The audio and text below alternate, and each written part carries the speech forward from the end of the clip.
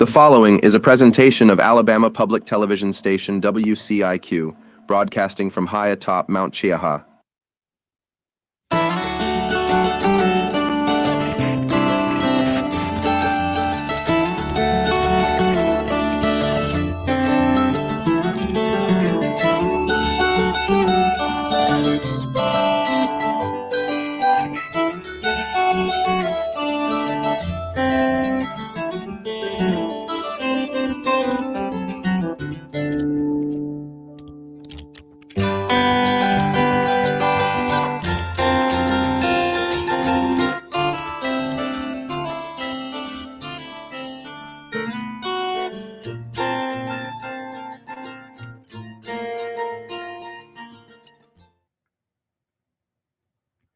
Good Friday evening to you, everyone. How are you? It is good to see you, and it is good to be seen by you. I am Bill Sylvie, aka the Dungeon Delver, coming to you live, not from Mount Chiaha in Alabama, but from an undisclosed location somewhere in the swamps of Central Florida. I hope you've all had an absolutely fantastic week, and that you're ready for a little exploration of cosmic horror tonight. If you're new to the channel and you haven't already, please, I encourage you heartily to click the subscribe button and click the bell icon for notifications if you want to receive updates and information about the things that we do on this channel. We provide 5 nights a week of live tabletop RPG entertainment and discussion. We do actual plays like we have going on tonight. Now, typically our Friday night slot, if you will, is occupied by Gamma World. But for the witching season, the Samhain, the time of All Hallows Eve, we will be playing a special, well, not one shot, but singular 4-week campaign of Call of Cthulhu, and that is what we have going on tonight.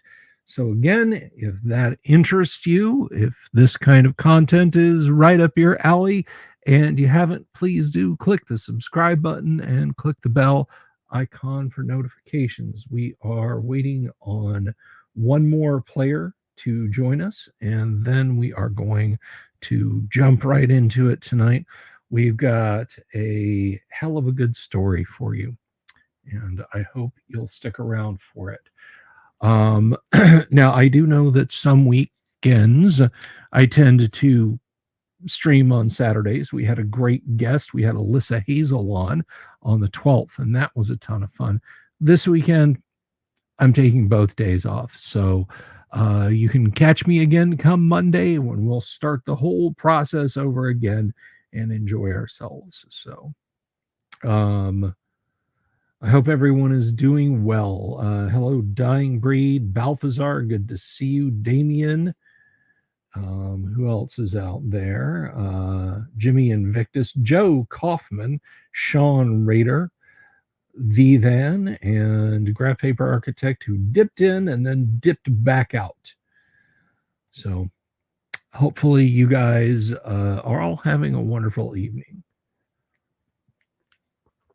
Now, the same rules apply here that apply to our other live stream games, of course. If you have a question about what we're doing, about how a particular rule works, or why we're doing a thing a certain way, or what have you, then please ask in the chat. And I will try to answer it to the best of my abilities. And if I don't, someone else in the chat may have the answer for you. Nope, I'm just fine, Jimmy. I'm just fine. Scott Pyle, hello. Good to see you. Michael Dale, greetings. I am just fine and dandy. I'm just enjoying my hurricane water. We tend to rush by bottled water because you don't know what condition your pipes are going to be in if you take a smack from a major storm here in Florida. But I can't say that we've ever been without. So having some fresh bottled water is quite the treat between September and November. Kabuki Kid, good to see you. Zachary Melvin, Game Master. We're just waiting on one more player to sign in. And let me tell you guys a little bit about about the background of our game. If you're somewhat passingly Dawn of Mutilations is Water is Heresy. If you're somewhat passingly familiar with Call of Cthulhu, of course, you know that it is based on the works of H.P. Lovecraft and other writers in the weird horror genre that were inspired by him from the time he began writing in the 1920s until his passing, all the way to today. The game itself kind of embraces the whole feeling of impending doom. But the nice thing about it is it's flexible enough with a little bit of pluck from the keeper, as the game master of Call of Cthulhu is known, to set the game really in any genre, or not any, I'm sorry, in any, the genre is horror, in any setting. You know, you can run a Call of Cthulhu game in the Old West. You can run a Call of Cthulhu game on the high seas in the 1700s. You can run a Call of Cthulhu game right in the middle of the ascendancy of Lovecraft's weird fiction. Or you can run something with a bit more modern flavor, which is what we're doing. We are running a game set in 1970, not the 70s, not 1979, you know, where somebody could say, oh, I'm going to go buy an Apple computer and shorten this task. No, it's set in the year 1970. And why did I choose to set it in 1970? Well, first of all, I thought it would be an interesting shift of gears, so to speak. But also, the distance in time from 1970 to now is about the same distance of time from when Lovecraft was really hitting his stride with weird fiction and the publication of the Call of Cthulhu role-playing game. That is the early 1930s and 1981 versus 1970 and 2024. So make of that what you will. It's just my own little fun twist on things. And so we're going to roll with that. So it looks like everyone is in the back room. So I'm going to slip my studio headphones on here, and I'm going to welcome our investigators, and then we're going to jump right into it. So please, everyone, if you will, welcome our group of adventurers. We have Professor Will McFarlane, played by Ken. Good to see you. Hello. Brent. And of course, we have Philip Barker, and that is, sorry, my window got trapped. Philip Barker, played by our own Yang Yan Zhao. Good evening, everyone. In tonight's news, party is hopelessly lost in Alabama. We have, of course, Carrie Smith, the journalist, played by Kennick. Evening, all. And the last and definitely not least, we have author Pete Wilson, played by Doomsword Deathmaster. Hey, what's going on? Scott Pyle asks if we're using the 81 edition. Yes, the Call of Cthulhu rules fundamentally did not change until the mid-2010s. So any version you play from 1981 till then is going to be the same. So we're playing all of the editions up to and including 5th, but not 6th or 7th. And that's not a patch on those editions. I simply don't have them, and I know this edition better. So with that said, Oh, we do have one other announcement. I just wanted to mention this. Our friend and associate here, our player Yang Yan Zhao, has a Kickstarter going right now. And what is it? There's a week left, Yang, on that Kickstarter. I think it's 8 days. 8 days. I don't have the link handy. Could you throw that to me in private, and I will put it on the screen. But that is, oh, there it is, right there. So what this is this is Yang's fantasy horror campaign setting, Empire of the Undying Sun. It is a very spiffy little Kickstarter that I heartily recommend you check out, not least of which because I got to play in that world a little bit, in that I wrote 3 adventures for that campaign setting. And I can tell you, it is a perfectly awesome little campaign setting. You have funded, though, haven't you, Yang? We are funded. So if you back now, you will 100% get the campaign guide and the player's guide. And then it's up to you if you want print or digital. Excellent. So you've got you've got quite the cool project going there, and best of luck with that. Thank you. Really recommend you guys check that out. You've got 8 days, so give it a look, and no need to wait till the last minute. No, just jump right in. All right, so and I tell you what, Yang, if you remind me when we wrap up tonight, I'll let the good people know as well. All right. When we come to the end of the show, just in case there's anybody who comes along at the end and didn't quite catch this part. Maybe they just wanted to start right away. So last week, investigators, you traveled up through the back roads and you found yourselves at the peak of Mount Cheaha, the highest point in the state of Alabama, where weeks ago strange lights had been seen on the mountain peak.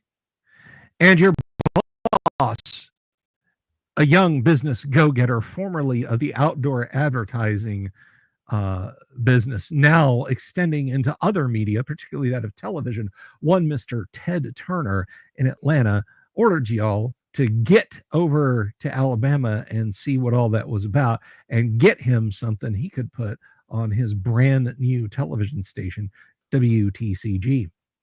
So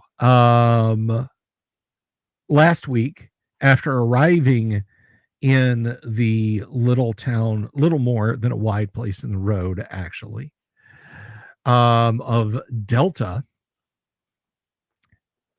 you asked around. The town folks seemed quaint, if a bit odd and off-putting. And finally, you journeyed up to the mountain, and that's where things got weird, because something attacked both Will and Pete as they were sitting outside in the car. You came back down the mountain, and you have sequestered yourselves back in your little motel room there in Delta, and you've uncorked some cans of film that you found in a, well, I would hesitate to call it an abandoned church, but let's say a decidedly shuttered church. And as you begin to watch them, they all seem to be, well, the first 3 reels seem to be people giving testimonials, that is, their names, their ages, and answering in the affirmative to an off-camera questioner, asking them if they fully consent to what needs to be done. And it's in the 4th reel that you realize what exactly they may have been discussing, because when you watch it, you realize that you are witnessing a trepanning happening in some place that's not an operating room, the people are at least nominally dressed to do some kind of surgery, but it is most unsettling. And it's at that point, as you watch this, that there is a knock on the room, on the door of the hotel room where you're all watching this. So, knock on the door. What will you do? I'll have Will go over there and say, "Who's there?" Oh, well, hi, y'all. I saw you come back to your room. Y'all need anything? Any ice, any fresh pillows or towels or anything?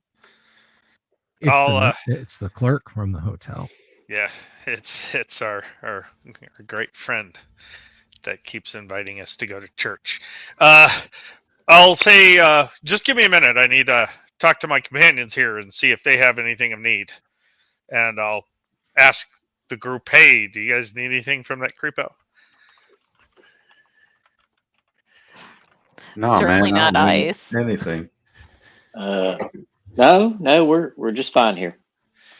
Okay, so I'll go back to the door and I'll say, no, I appreciate you asking, but no, we're good and quite tired, so we're just gonna hang out. We're watching some movies and then likely to go to bed very soon. Well, what are y'all watching? I like a good movie, and to be honest with you, if I could get out there and hang out with you instead of watch these old home movies, I'd absolutely be doing that. But I made a commitment, and they're kind of private. Give me a spot hidden roll. You have significant advantages to it, but go ahead and give me that, please. Yep. Let me I'm gonna have to refresh the die roller. Hopefully that doesn't cause 4,000 dice to roll. We'll cope. We'll just treat it like celebratory confetti of the die roller working. It's 55. 55. Okay. Did it not post? I didn't. I did not see it post. We have an on-screen die roller. I saw it on the DM screen, so I did see it there. There we go. There it is. There we go. Just took a minute. It sent the die roll by semaphore. Yeah, carrier pigeon. Yeah. Smoke signals. He rolled a 55, Chief. But anyway, yeah, you see the knob is turning back and forth kind of slightly. So is this a round knob? Yeah, it's not turning all the way, but just slightly, like not enough to pull the bolt back. Yeah, I'm going to turn the latch. Okay. And lock it. I mean, he probably has keys, but I guess I have fists if he has keys. So I'm going to turn the latch, and I'm going to say, I'm kind of being rude to my friends here. I do appreciate your request and offer of assistance, but we're good, and I bid you good day. Carrie's going to grab the desk chair and bring it over there so he can prop it under the doorknob. Okay. Yeah, we'll do that. Well, all right, y'all, but I insist on bringing y'all clean towels and sheets in the morning. Now, that's just as part of the Good Hotel Association of Alabama. I have to do that now. Well, that's actually quite fine, and that's when we'll need them. So yeah, it is much appreciated. All right, y'all. Just let me know if you need anything now. And you hear the footsteps walking away. I'm going to walk from the door to the window and kind of look through the side of the window and see if I can see him. Yeah, it's not a small window. It's a motor court style old school motel. You know, it was designed that you would open your windows and see your car sitting right outside there.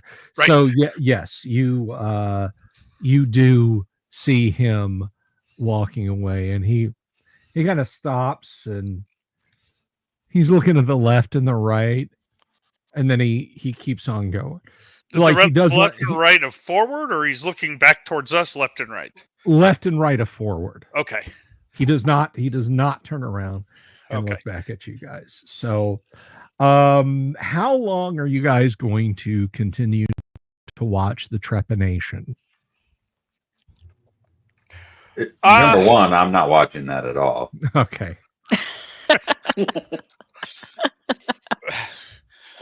I think Philip has broken out the wild turkey. Okay. And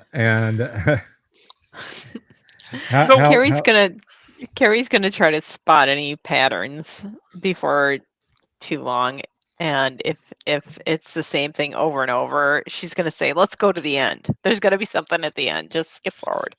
Okay. Yeah, once they started cutting somebody's head open, I'm kind of not interested in the story anymore. Right? I'm thinking maybe we can pull out some of those old home movies at this point. Okay. So give me a so Carrie, you stated I'm sorry, Kenna, you stated Carrie was looking away the minute the surgery began last week, but you're watching now, so give me a sand roll, please. Yeah. I mean, I was peeking through my eyes. So because I mean, yeah, it's like the back of the head is shaved. That's a percentage. Scalpel right? is slicing up. Yes, that is a percentage. You want your SAN or less. Yep, 31. So 31. So you're going to take a point of SAN loss at watching an improvised cranial surgery happening in what looks like a large sterile positions. a large kitchen. So you're just after you view this, because somebody brings over what can only be described as a drill, and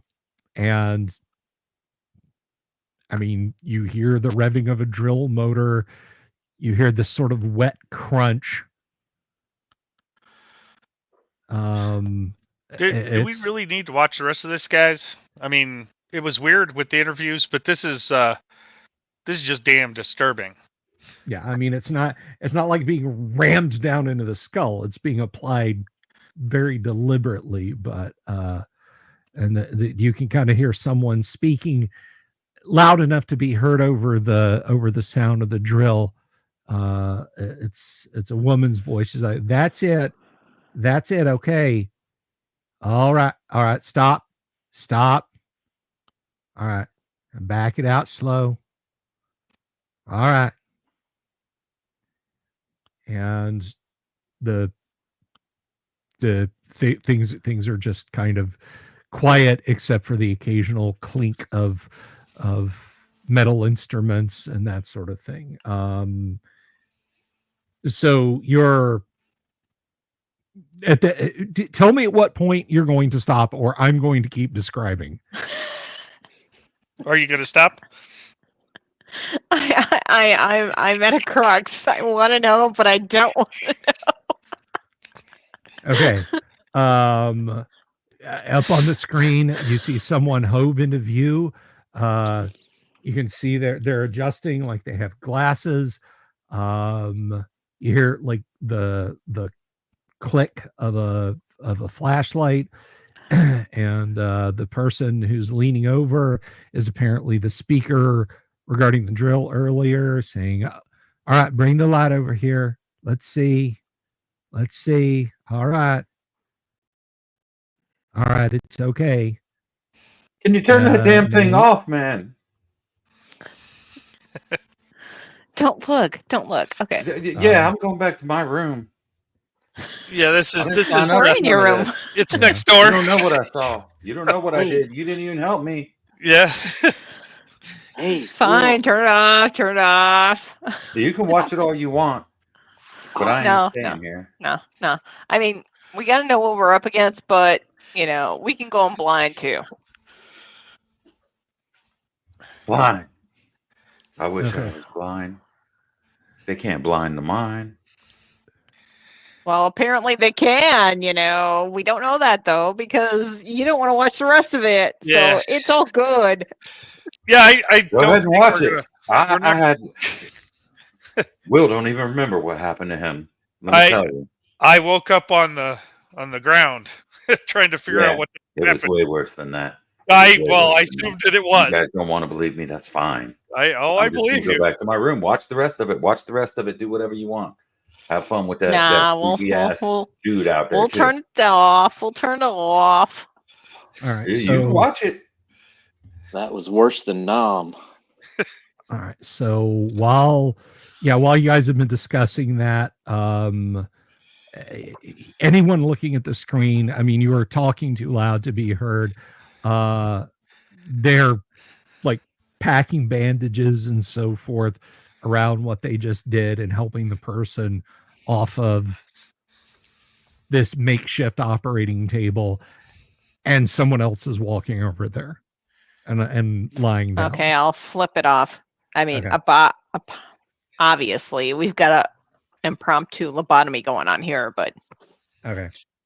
I'm sure that I'm going to be doing that soon. I just don't know it. So, wait. So yeah, let's just the films are disturbing. The dating profiles didn't help at the beginning, and then this is we're good to know. I mean, there's some weird stuff going on. And maybe this specific weird part of it can just be what it is. Unknown. Okay. So you've essentially watched some people drill into another person's head.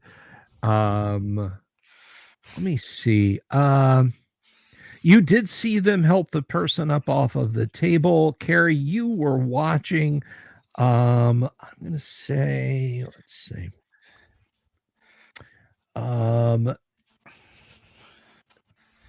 Give me a general you know what?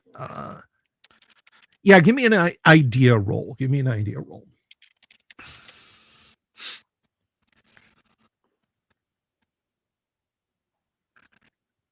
That is a 70. That is exactly.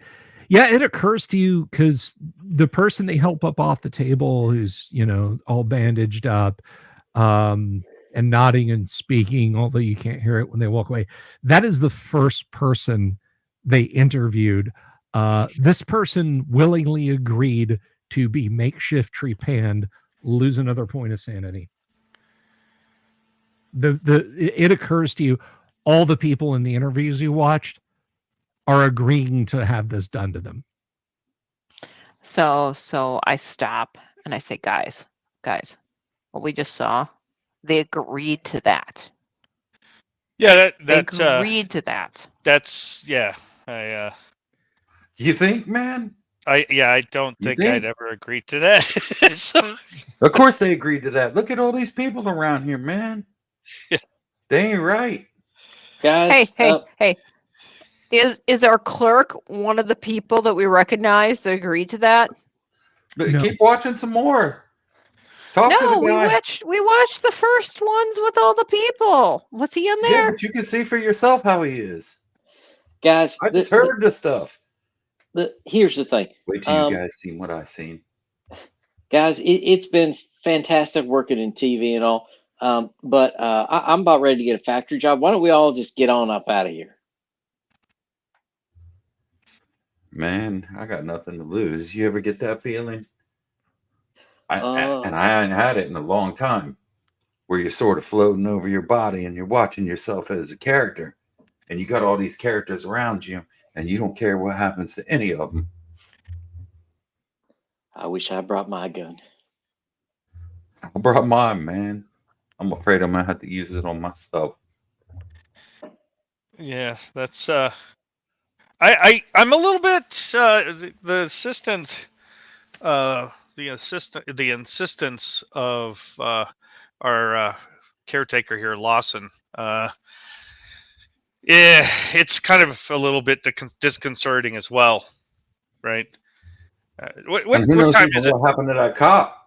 What time is it, Bill? How late is it? It is now about, let's see, you guys went up there in the morning. It's taking you all to watch these. I'm going to say it's about 1 o'clock in the afternoon. Okay. Carrie's reaching over. She's grabbing the bottle and she's taking a sip, a healthy sip. All right. For what day is it? Is it Tuesday or is it Wednesday? It is Tuesday. Okay. And church is Wednesday, but is it Wednesday 12 a.m. Tuesday? If you get my meaning, is it Wednesday 12 a.m. or is it Wednesday or Thursday 12 a.m.? 11:59 Wednesday night. Okay. Okay. So it's tomorrow. We got a day to not be here. Okay.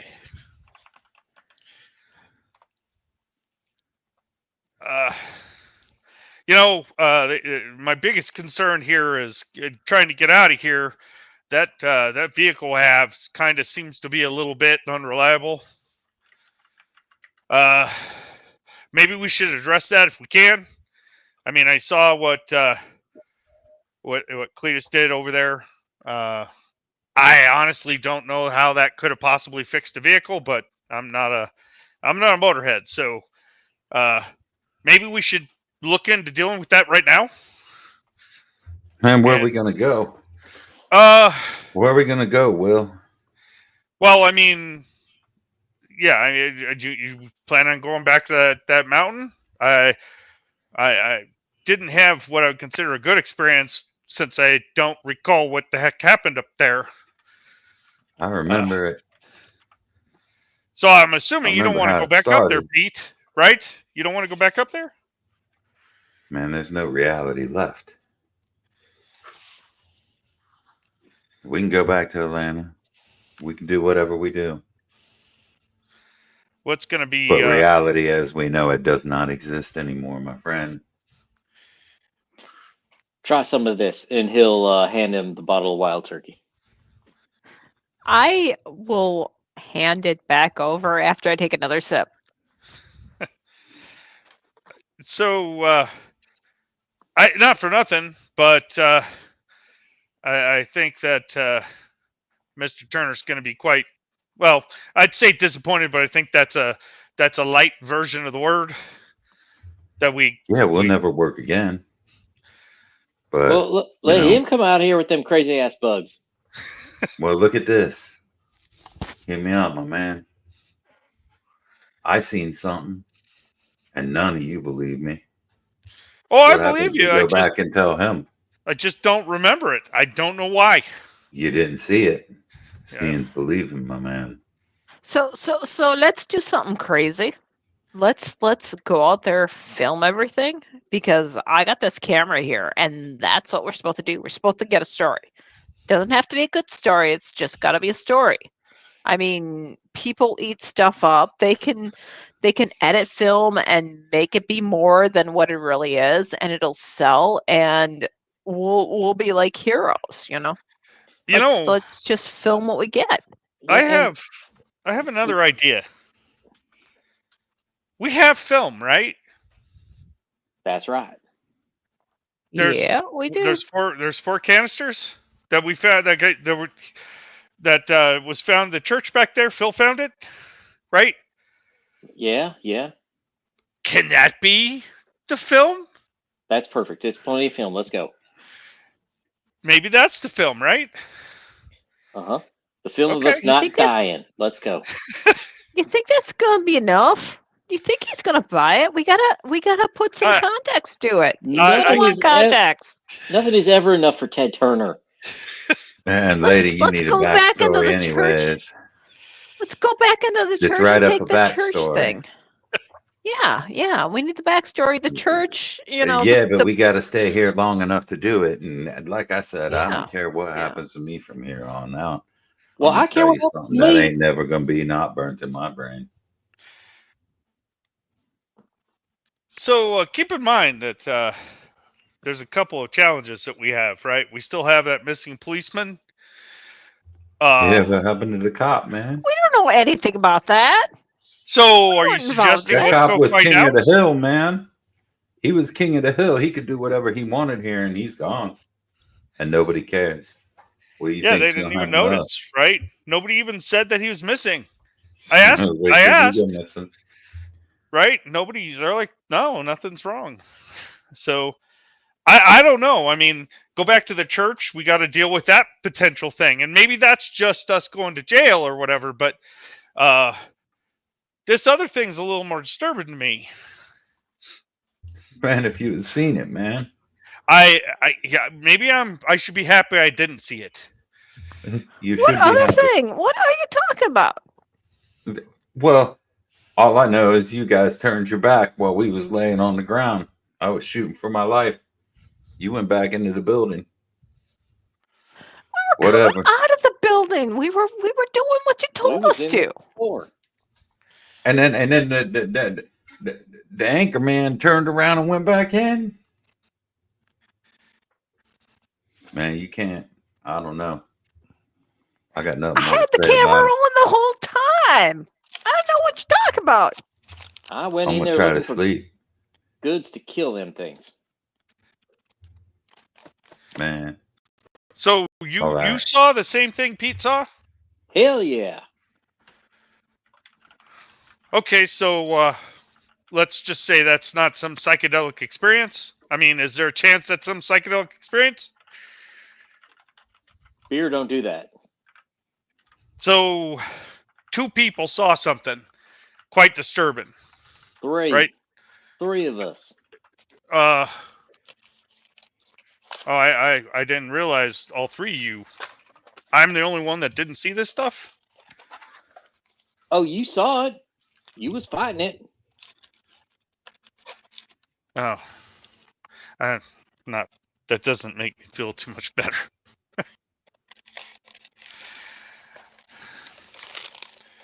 I say we take these films that we got from that church and we tell Ted, that's the stuff, right? Here's the story.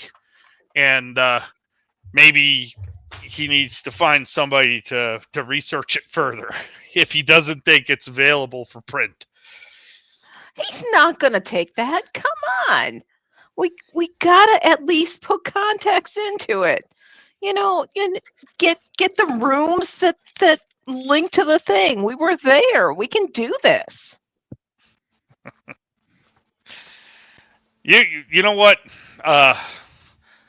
As I'm a passenger in this little foray here, I'll just let the rest of you decide what we're going to continue. I gotta say, if I had a vote, my vote would be not to stay here. Maybe we could still do stuff, but not from here. Why don't you put her in charge, man? What, you need another hotel? We can do that, you know. If that's a thing. I mean, I get it. The clerk is kind of freaky. Not just the clerk. The guy Everybody with around here. the general store is creepy, and well, Cletus is creepy. You're the one that pointed it out, right? And then that policeman pulls us over on the side of the road, acts like we've been, doing something that was inappropriate for the time. We're just driving. This whole thing seems to be quite unfriendly to us. Now, maybe that's because we're outsiders. I don't know. Maybe I'm ruder than I think I am. But it doesn't seem like we're not welcomed much. And the welcome we are getting really creeps me out. Please, let's go visit this church at 12 a.m. in the morning. That's when the mass is. Who does that? And they celebrate in the old way? What's the old way? Right? I have read a lot. I'm an anthropologist. I've read a lot of this stuff. I've studied this. I don't think the old way is a good thing. But yeah, maybe I'm wrong, right? No, I think you're right. Man, I'll go wherever. It's gonna be all right. I'm good with whatever y'all decide. Look, if we need to, that church was on the way out of town. We could stop there. We could do a quick remote, just do a quick pickup shot outside, announce it, and get the heck out of here. All right. I guess that's better than going back up into the mountain. Sounds good. I'm gonna reach over and grab the bottle and take another drink. All right. I'm not offering my flasks right now, so I don't know if they noticed or not. I'm taking the bottle, not the flask. No, I mean I'm not offering mine. I was quite friendly with offering them before, but now I'm thinking I don't know. Oh, There's something in this stuff. I've been cut off from one source. Is that it? All right, well, if we're gonna do that, let's do that now. Let's not wait until it's dark and go over there and get lost in the woods like that old policeman did. Right? Let's. I agree. And I got to tell you, when I was looking out the window, watching out, see if his creepiness had left. When he was walking away, he was looking around left and right, like he was expecting something or worried about something. Right? Why would you do that in your own hotel? He's just creepy. I just don't know what it is. Not to mention, if you remember, not too far from here, just outside that window, there was somebody in the woods, right? And they ran off. It's just creepy, right? Now, I don't know. Maybe it's a child or something, but it just seems odd. Yeah, let's get her stuff and go. I don't care what it was. I'm with you. Let's get out of here. Now, what about Maybe all right, we can maybe pack them up flying and space bugs. Maybe those were just children too. There they are now. You ever hear of a existential crisis, Will? I have, and I'm not sure I have not having one at this very moment. As soon as you see a space alien or something like that, you have an existential crisis because nothing you believe in mattered anymore. All my stuff with the hippies, being cool guy, all learning French in university just so I can mesh. None of that stuff matters, man. It's us in the dark. Yeah. Pete, I'm going to ask you a very serious question right now. Are you chasing the dragon? Are you high? I wish I was high, my man. Then at least I would know that it was the substance. So you say you seen it too, right? Hell yeah, you seen it too, right? We saw them. I don't know what the heck they were. I ain't never seen nothing like that in my life. And you don't care. Hell yeah, I care. I ain't around them. The military does ship me off all over the world, but I ain't never seen nothing like that. Alabama is by far the scariest place I ever been. So what are we going to do about this car that seems to keep having trouble? Drive it till the wheels fall off. And then walk?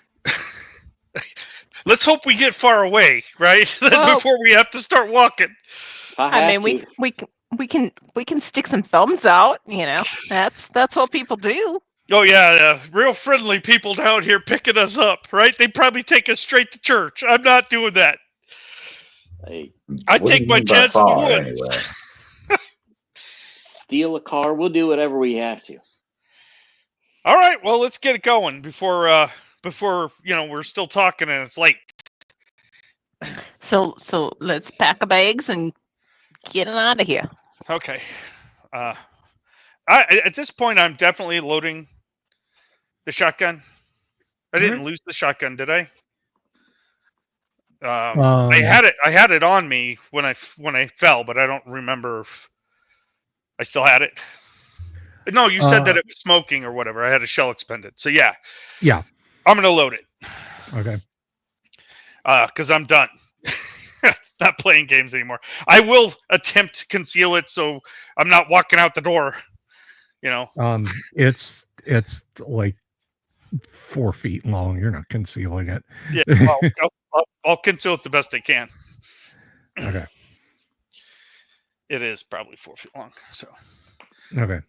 All right, and I'll start heading to the car. I'm getting in the back seat. Okay. I'll join him in the back too. Yeah. And I'll give him a look. Philip's just going to make sure he's got all those 8mm reels, package them back up in the tins and whatever else we left in the room and get in there. All right. So you're taking the time to pack up. I realize you guys haven't got like a steamer trunk full of stuff, but it is going to take you a few minutes. And right about we're taking the projector with us too. That's fine. Right about the time you guys have got all that stuff packed in, you see Lawson coming out of his office there, and he's smiling and waving and licking his lips. Does he have blankets or towels or anything on him? He does not. He does not. He's just walking towards you and says, "Hey, where y'all headed up to?" Oh, we're just gonna go head out for some dinner. Oh, well, you going over to Talladega or to Anniston? Yeah, we were talking about going fishing and just like doing a little camp out. That's what we're thinking about doing. So y'all be heading up to the park then? Yeah, maybe if that's the best place. Is that what you think the best place would be? Oh, the national park's real nice. Powerful cold up there this time of year. Y'all take your jackets now. Oh, yeah. Thank you kindly, sir. Mm-hmm. All right. You been doing all right, Lawson? Everything going okay? Oh, yes, sir. Yes, sir. A fine day. I'll thank you kindly.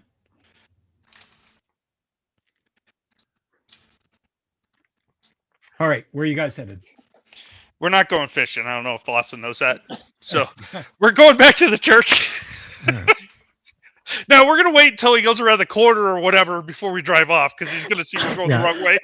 Yeah, his little office basically looks into the crossroads, so he can see into the parking lot, but also out in the crossroads. It's got windows on both on 3 sides, so he's gonna kind of see. All right, whatever way we're gonna have to play stupid later. if we come back here, we're gonna play stupid later. But yeah, we'll go to the church, I guess. Okay. Pete, Phil, you're driving. Yeah, I got it. I'm riding shotgun. Okay. It is not that far of a drive to the church. It's just a couple of miles up the road. So like 8 minutes, 7 minutes. It's a hilly, narrow road. You don't really want to put the hammer down, but you get there in good order. And by this point, with all the distractions, with watching the film, the debate and everything, it's now closer to 2:00 in the afternoon. The day is getting long. Time hasn't changed over yet. So you're starting to get a little bit of shadow when you pull up in front of the church, and there you are. When I get out, I'm going to look and see if there's tire tracks from where that police car was parked last I saw it. Give me a tracking roll, please. Yeah, I'm really good at this, guys. Yeah. This is my forte. This is you're on this like white on rice. 24. A 24. It's still 14 too high. It is still 14 too high. Okay. So yeah, no, it's just orangish clay, orangish sandy clay and gravel. I'll point to the others and I'll say, hey, can you guys see if I don't see anything over here? I want to see if that vehicle drove off or maybe it was towed, right? I want to know if that policeman came back or if something else happened. Can somebody come over here and take a look? I'm not very good at this. My eyes aren't that good. All right. Philip will go out and take a look. Yeah. I know that car was here somewhere in this lot. Can you just take a look around, see if you see any tracks? He's got the keys with him, by the way. Okay, that's fine. Give me a tracking roll. So, in other words, you don't want us leaving without you. Oof. No. No. I don't know. Yeah. Maybe it rained. Well, we're not that far away. I think we just saw, but Okay. okay. So what's the plan? Are we going to just take pictures of this church, kind of walk around it a bit? You know what? Is there parking spaces behind the church? Oh yeah. You could put the car back there and it not be seen. Yeah, let's not play this like we did last time, where the police just happened to run up on us and saw that car. That's why they pulled over, right? So maybe we park in the back. All right. Smart You idea. want to see the cops? So Phil will get back in and start her up and drive her around. Okay. Alrighty. You pull the car around and it sputters and rattles to a stop, and you're now behind the church. Phil's going to take a minute to sort of like scan the woods, see if he can see anything moving. Give me a spot hidden roll, please. Carrie's going to get the camera out and start filming, just so we've got, Nice. So just Carrie, some film you're on tape. unlimbering the camera. Phil, you think you see something moving way back in the tree line. It is shadowy. It is upright. It's with a spot hidden like that. It's not like a quadrupedal shape, at least. Well, I mean, maybe you're looking at it from straight on, but yeah, you definitely spot something up there. Guys, something in the woods. Yeah, I'm getting ready to film it. I'm getting ready to think film it. there's- Hopefully, I can get it. I think these woods are full of them. This is what. Where the is third it? time Point now? me. You get that Point me in the shotgun direction. I'll film it. I'll film it. Point me. ready. And he'll Where point. is it? He'll point over. Okay. How far out is it, Bill? 150 Um, yards further? From where the car is to the tree line, I mean, there's like a pre-K kind of playground, Sunday school class playground area that's maybe 10 yards wide, and then there's like you can see the ground kind of dip down, so there's probably, given that this is backed up on a hill, there's almost certainly a culvert behind it to stop flooding and whatnot. So I'd call it maybe 30 yards back beyond the back of the church is the tree line. And he's pointing at some place that's inside the tree line. I'll film all the area where he's pointing. I'll see if I can spot what he's looking at, what he saw. Okay, give me a spot hidden roll. Did Pete stay in the car or? Yes, sir. 44. And what is your spot hidden? Let me see. There it is, 25. So yeah, not enough. Yeah, no, you're out in the bright, that's in the dark. It's hard to tell. It's just all a bunch of shadowy trees. I don't see it out there, guys, but I believe you. I saw that one by the hotel, And likewise, give me a spot hidden roll, Kennick.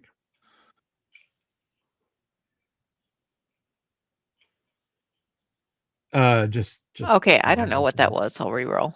Yeah. Well, I see that there's 2d10 there. Actually, there's 3d10 there. Yes. So pick them up, please, Sure. and try again. 15, and my spot 15. hidden is 60. Okay. So yeah, you see him pointing to a spot, and yeah, you do see some movement. So you're able to. You know what? You have. I think you have. You have photography. Give me a photography roll. You see what he's looking at, but can you get the camera zeroed in on it? You can. There is a shadowy figure, possibly a person, standing inside the tree line. Just sort of, maybe they're leaning against a tree or standing next to a tree, but it's hard to make out any details. So I don't have a zoom on the camera, unfortunately. I mean, you have a degree of zoom, but I mean, this is Ted Turner, for God's sake. This is like he probably bought this camera at JCPenney or Sears, or Sears or something like that. He doesn't. This is well before the packable beta cam, and this is also when Ted Turner was just starting out, so he didn't. So I'll follow the figure until it disappears, because I want to get the most footage possible, because this sells. All right. Well, it is not immediately moving. So I look at one of the guys, say, grab something, grab a rock and throw it. Try to get that thing to move. I'm just gonna walk over there. I'm gonna walk towards it. I'm not gonna go in those trees. Okay. And I'm gonna walk over there with my shotgun. I'll have it down, but it's loaded. I'm not playing with these things, whatever they are. That last experience, I don't remember. Just make sure that if I start acting weird, come and help me. Does Philip have a microphone to record with, or? Yeah, I mean the camera has a sound component. You'll have to get all that set up. All right, hurry up. Get the camera set up. We'll do the recordings. It's right recording. Here. It's recording. Just do what you gotta do, bud. Do what you gotta do. All right. Okay. Good evening, everyone. This is Philip Barker for CNN News on the Turner Network. We have been stalked by shadowy figures in the Alabama backwoods.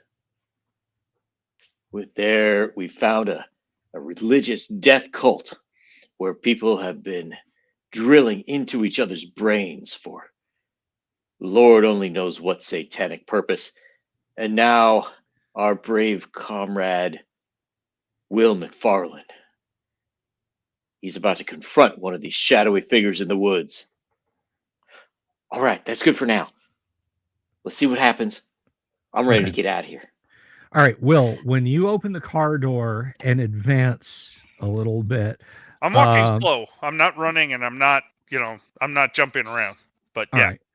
All right. You're kind of moving in the direction you think of where they've seen this. Yeah, I'm just going where they pointed, because I have no idea what the thing is. Right. All right.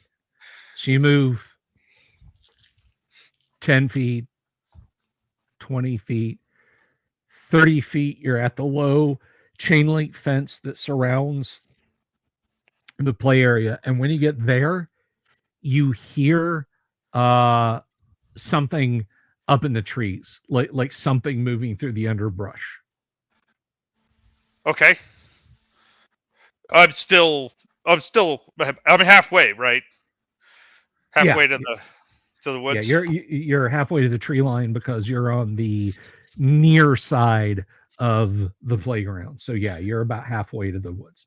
Okay, I'm gonna see if I can see what it is. I'll look over there. Spot hidden, please. I'm great at this.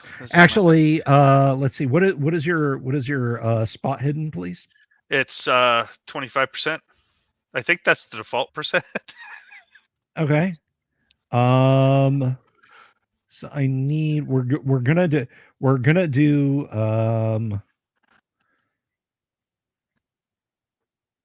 let's see. Go ahead and roll percentage. All right. 98, 60, 99, 60, 99. That's great. Thanks, guys. 99. Okay. Oh, wow. Yeah, you can't.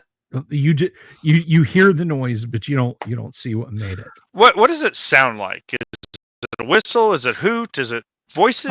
No, it's like something moving through the underbrush. It's like a marmot trying to chew on the corner of my tent while I'm sleeping kind of noise. Okay. No, it's like something moving through the underbrush. That's wrestling. Yeah, it's exactly Wrestling. what I'm talking about. So I'll go over there. I'll continue walking. Now, do I have to climb the fence? Or can I go around it? No, you can go around. The playground is just it's like a fenced in. It's Right. maybe 10 yards on a side. Probably so the kids don't run into the woods. I'm guessing that's probably why it's there. Yeah. Right? Don't run down into the culvert. Don't wander out of the churchyard out onto the highway. On Sunday, or during vacation Bible school. Yeah. So you walk around and you continue on. Is Carrie Smith still filming this? Oh, heck yeah. Okay. What is Pete Wilson doing? Well, Pete's own thoughts are killing him, being that he's alone and feeling ever more insignificant. So he'll end up taking the opportunity to get out of the car, and he's open carrying his revolver, and proceeding to some other sign of sentient life that's hopefully more positive than he is. Okay. Well, Carrie is still in the car filming. Let's see. I said sentient life. Oh, you did specify. Oh, I apologize. nice. So Philip is still sitting in the Love car. you too. Again, I'll leave that. I'll leave your assessment of that. I'm out of the car. Oh, you did get out of the car. So your whole spiel and everything was just like to the open air. Okay. That made it much weirder. Okay. Maybe the window was open. Did you crank the window No, down? I told you guys you had to set up the camera for sound and you hadn't. So I just assumed that you were rolling with it, Yang. Well, she said she did. She said it was ready, so he assumed she got it ready. He doesn't know. Anyway, and you guys are flick the crazier sound than on now Pete. and pretend I didn't know anything. All right, so Nothing even happened to you, and you're wacky. All right, so Kevin, you approach the tree line. You're under, the trees are kind of leaning out. What are you gonna do? I'm carrying the shotgun and low ready because the hell whatever this stuff is. Okay. I'm gonna walk. So once I get 10 feet from the tree line, I'm gonna parallel walk it. Okay. And as I'm looking in it, so I'm not gonna just keep looking in the woods. I'm gonna look in front of me too, but I'm gonna scan back and forth to see if I see something, and then I'm gonna turn around every once in a while and do a crazy Ivan because that thing could be behind me. Okay. Right? Give me a listen roll. Or hear noise. I'm not. What I can never remember. It is listen. Yep. I'm good at this though. I get a 60% for this. Woohoo! I listen. I can hear. Come on, guys. I can hear stuff in the woods. I don't listen to people though. There we go. 31. 31. Okay. You think you hear a voice say, it is soft, sibilant, feminine, say, y'all need to get out of here. I'm gonna try to triangulate where the hell that came from and look. Okay. All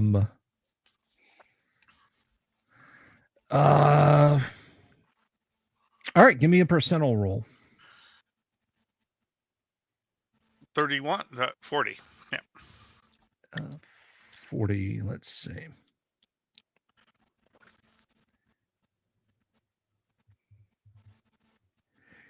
Yeah,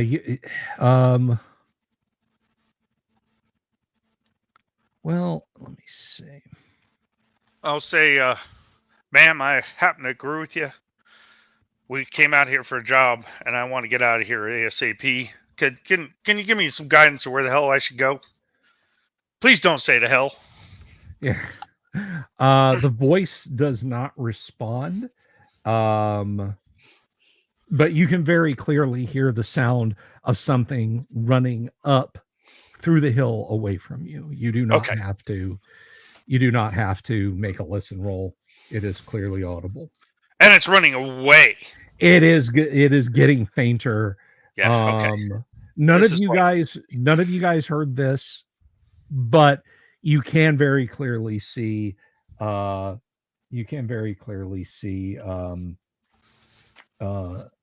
the good professor stopping, saying something, and then just kind of peering deep into the woods. This is a good time to turn around. I'm going to turn around and I'm going to start heading back a little faster than I came out because I'm not worried about scaring them away. Okay. And try to get back to the group at the car. Okay. Everyone's still there. You know, I didn't really ever see it, whatever it was, but it was there. It actually spoke to me. It said, we need to get the hell out of here. Really friendly, similar kind of voice, but when I asked her where the hell we should go, and I asked her not to tell us to go to hell, she didn't respond. And she ran off. I assume she ran over the hill, because that's what I heard. So she was trying to warn us. So maybe she should get the footage in this church and get the heck out of here. Let's just get it outside the church. But the films we got, the four that we picked up. Yeah, right. We got them. We don't need no more. Let's just quick pickup shot. We already got my take just a minute ago, so we just need a quick thing outside the church announcing where it is and whatnot, and we are out of here. Well, okay. About that. Okay, we got to redo that because like you were out of the car and the window wasn't open. What? You didn't think of that. You said the sound was ready to go. I asked you. You said it was ready to go. You stepped out of the car. You stepped out of the car. Will's going to laugh openly. You guys can take. You guys got a room back there if you want to keep it up. Let me ask you a question. We can redo this. I can step out and we can do this. We can do this like if you had opened the window or left the door open. Golly, I told Ted this would happen. You close the door. Sound don't work if you close the door. Well, everybody knows all that. All right. Will, what'd you see, Will? I didn't see a thing. I looked left and right. I looked in front of me. I turned around. You saw me do it, right? I didn't see a thing. I heard some stuff ruffling in the brushes. I didn't see it, but then I heard this voice. So you're saying I tried to find out where and you didn't learn stuff? I didn't learn a damn thing. There's trees out there. There was something in those trees. I don't know what it was. Maybe it's one of those bug things. Those bug things talk like a woman.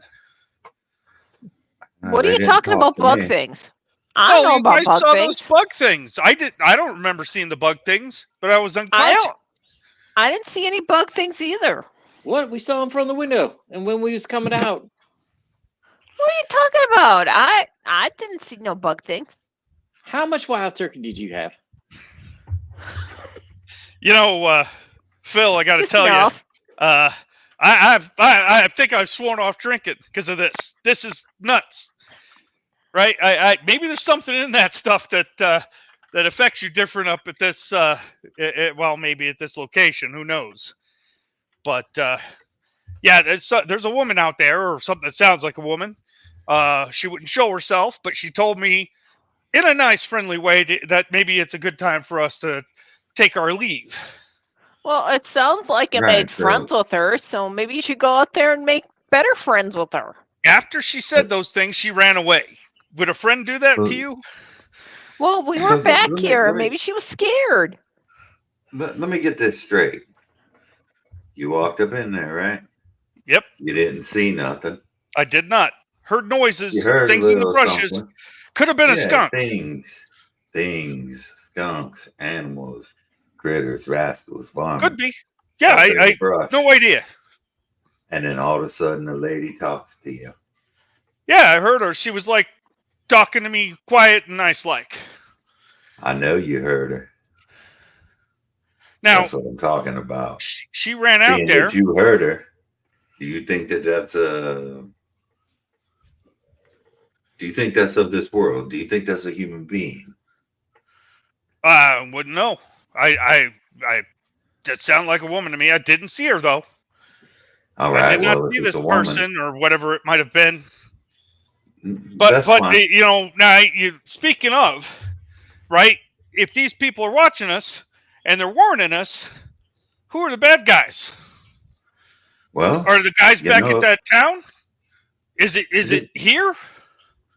hear We me out saw for a that second. film from that church, and those people are crazy. And they're all crazy. Look, But hey, hear me out for a second, Will. Hang on just a second, Philip. Hear me out for a second, Will. It's a funny thing when you realize reality doesn't exist. Now it doesn't become so much of a problem for putting a bullet in a man or a woman or whatever else. Well, I'll tell you, I was ready. That's why I went down there. Right? Confront and see if we could get some kind of understanding of something. All I get is that we don't belong here. That's what I Where get do we out of belong? it. That's my point. Yeah. I've been reflecting on it for a while. Where do we belong? So you're Well- saying it doesn't matter here, there, anywhere, same thing. That's what you're saying. Here, there, anywhere. here's the thing, Pete. Let's assume that you are right, and this incorporeal woman that's running around throughout the woods is actually a supernatural entity of superior intellect. Now, if she tells you, y'all better leave, I think that's good advice. Maybe we ought to listen to this dark specter. I'm just saying. Well, no. I see your point. But I can tell you, Pete, it isn't, or tell you, Phil, it isn't incorporeal. I heard it moving around out there. Oh, I believe you. It has a body, whatever it is.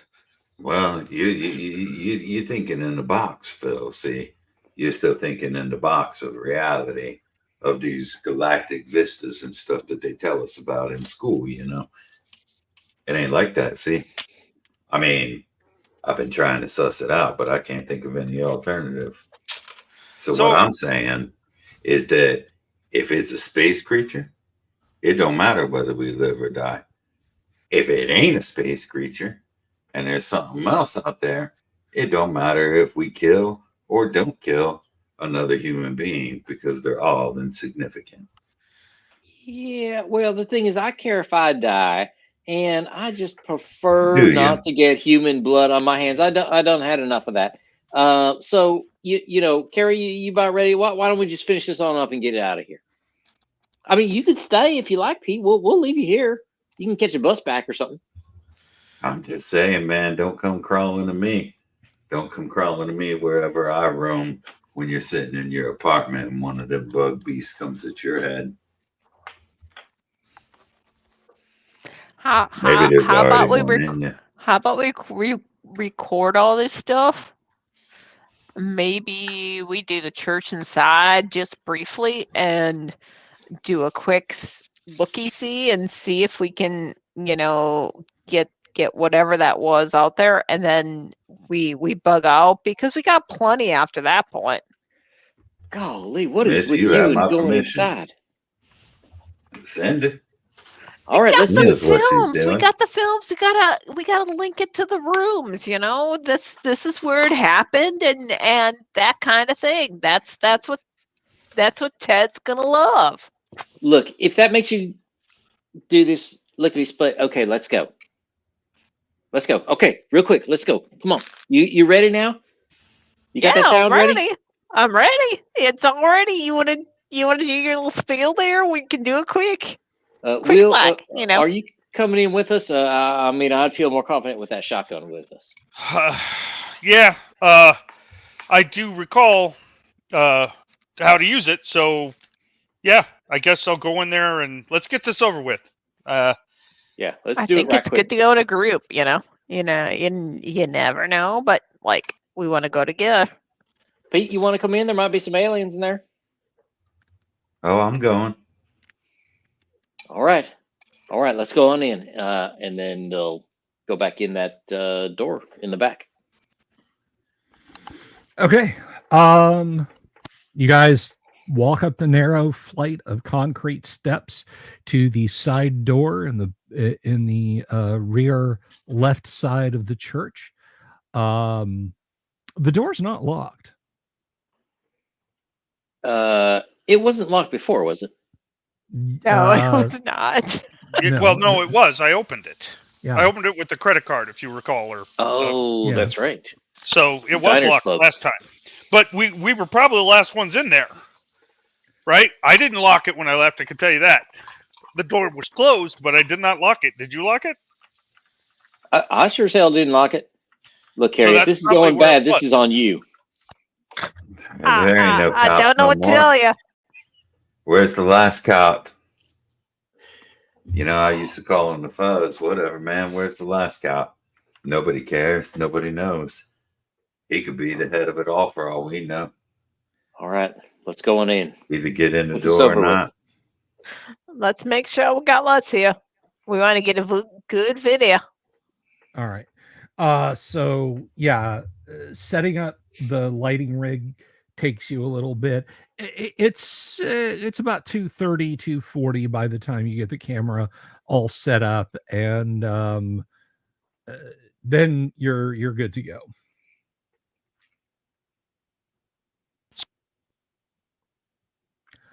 Alrighty, so you head into the hall. It's got that same musty, kind of dusty odor. You've got the pastor's office on the left. The utility closet is still on the right. You've got another door. I'm sorry, I flipped that. Pastor's office is on the right. Utility closet is on the left. You've got another couple of doors each to the left and to the right. And they have plastic signs, little plastic engraved plaques on them. There's choir supplies. There's a church secretary. Those are the other two on the right. And on the left, you've got it's labeled kindergarten Sunday school, which you probably could have told that without the sign, because there's colorful drawings. There's macaroni Jesus glued on a paper plate, still stuck to the door. Some, things like that. And then almost in the exact middle, you guys have a hallway on your right that presumably would take you back into the sanctuary. But on the left, there's a set of double doors, and it says kitchen, cafeteria, dining hall. That stuff looked like it took place in the kitchen or dining hall, right? So maybe we just go straight there. Why, I don't want yes, to stay here any Ned. longer than we need. I'm gonna look at the kitchen Anybody and hungry? try to decide if it corresponds to what I watched. Can we see into the kitchen from where we are? No, the doors are closed. Doors are closed. Okay. Someone want to pop that door open? I'll approach the door, Okay. shotgun in hand. Is it a latch door or is it a swinging door? There's 2 knobs on it. Okay, I'll try to open the door to the kitchen, and then is it pull out or push in? They swing inward. Okay, so I'll push it in with my hand, and I'll step aside so the camera can see into there. Okay. There are a number of banquet tables with chairs stacked up on them. That is immediately visible in front of you. You see there is a sort of handmade wood burnt sign hanging just inside the door where you can see it. It says Fellowship Hall. And there is more room to the right. Can I see the switch for the light? Is the light's off, right?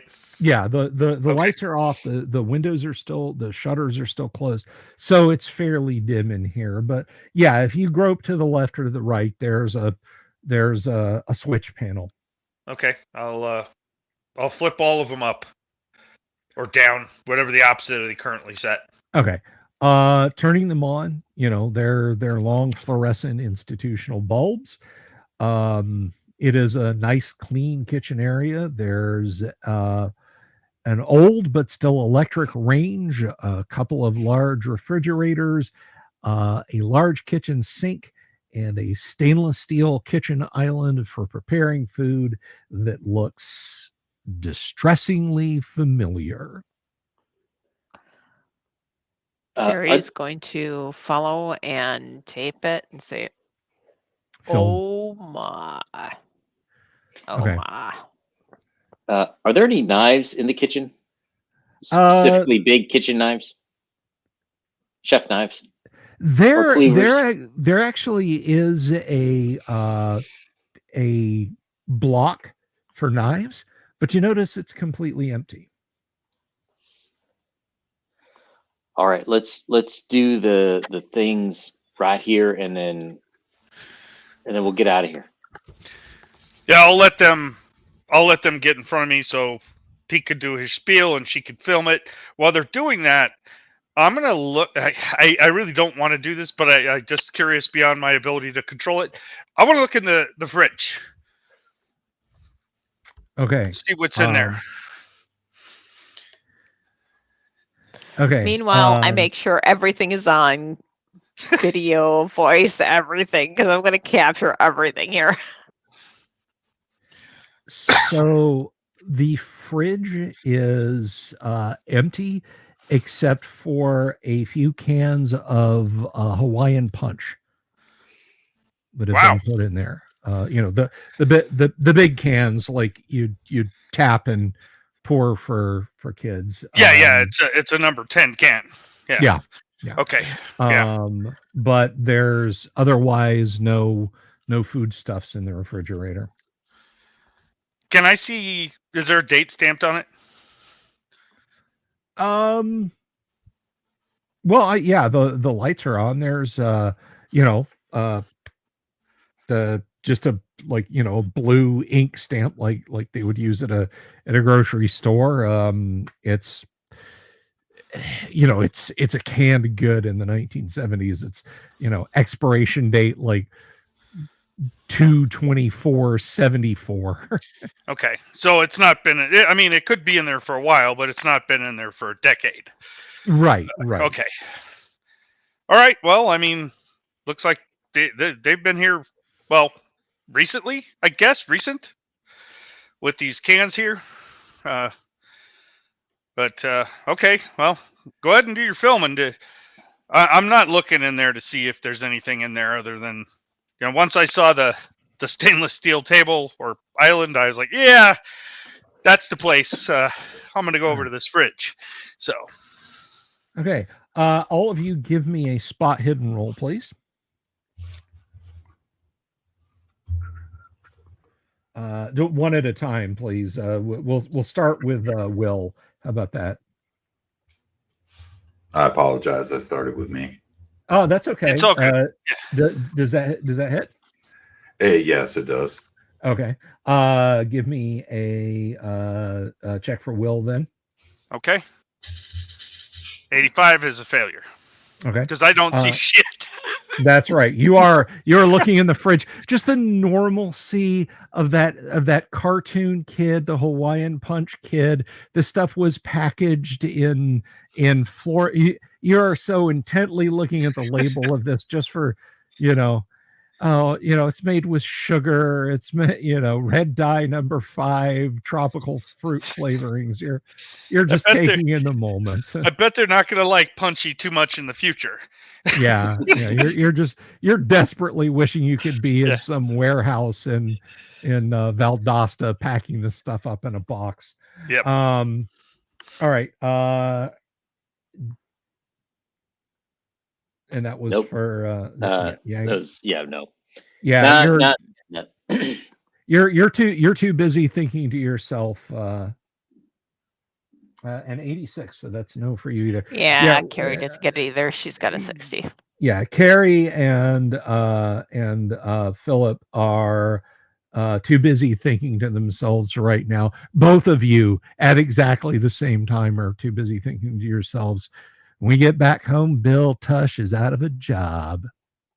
You gotta you either get that or you don't. So you made yours though, right, Dooms? Yes, sir. Yeah. All right. Looking around, let me ask you what you're doing in the kitchen. Let me ask you that. Well, it's interestingly enough, I was going to claim previously that I was looking around, that I was scanning the room. All right. So you, you're looking around, and there is a spray of brownish dots, a pattern of them down the side of the island. But what you notice is it looks like most of them have been wiped away. So you see streaks like someone was trying to hastily clean them off, and you don't have to use too much more of your imagination to understand what that probably is. Yeah, you guys see this? Look there. Well, I wouldn't be surprised if you didn't. What do you see? Why don't you have a look? I pointed out. Yeah, just they're slightly larger than a pinhead. A regular, well, no, it's not regular. It's sort of a just a pattern of droplets. Some are elongate. Looks like something reddish brown was splattered down the side of the island. If that's interesting, you guys should film that. I mean, that's what we're here for, right? Yeah, I'm filming everything. Okay. I tell you 100%, that's more than meets the eye. You want to like take a pencil or something, scrape that stuff off so we can take it to Ted to have it tested? Why don't you just do what you do? I'm filming my thing. You got to do what you got to do. Nah, I ain't touching it. There's some science stuff. Do your science stuff. I ain't got no science stuff. That'll be Will. Hey, Will. You want to zoom in? To look at what? What am I supposed to look at? Had that dry blood there, man. Yeah, well, I mean, I saw the table and I saw the film. There's probably dry blood all over this place. I think the lady wants you to take a forensic example. Okay, is there enough blood to get a sample if I use, like, I don't know? They're little tiny splatters. You would have to scrape or wipe them off somehow. And a Hawaiian Punch would probably pollute the sample. Yeah, we don't have anything to scrape with this. I look around and see if I could find something that might scrape this stuff off. I mean, immediately visible, no, but you could certainly look in drawers and such like. Hey, Pete, do you remember seeing a letter opener in that that office that you went in to get those films? Uh, Oh, that was no, Phil I that was can't. in there, right? Yeah, I'm sorry, Yeah, Pete. that It was was me. Phil that was doing it. Yeah. I don't remember one. You know, You got a What you spatula or need a something? letter opener for?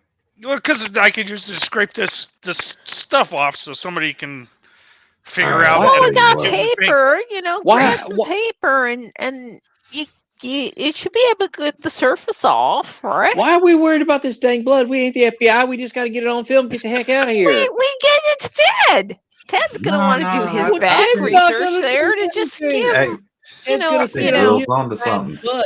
he wants a proof It's just shit, blood. whatever that is.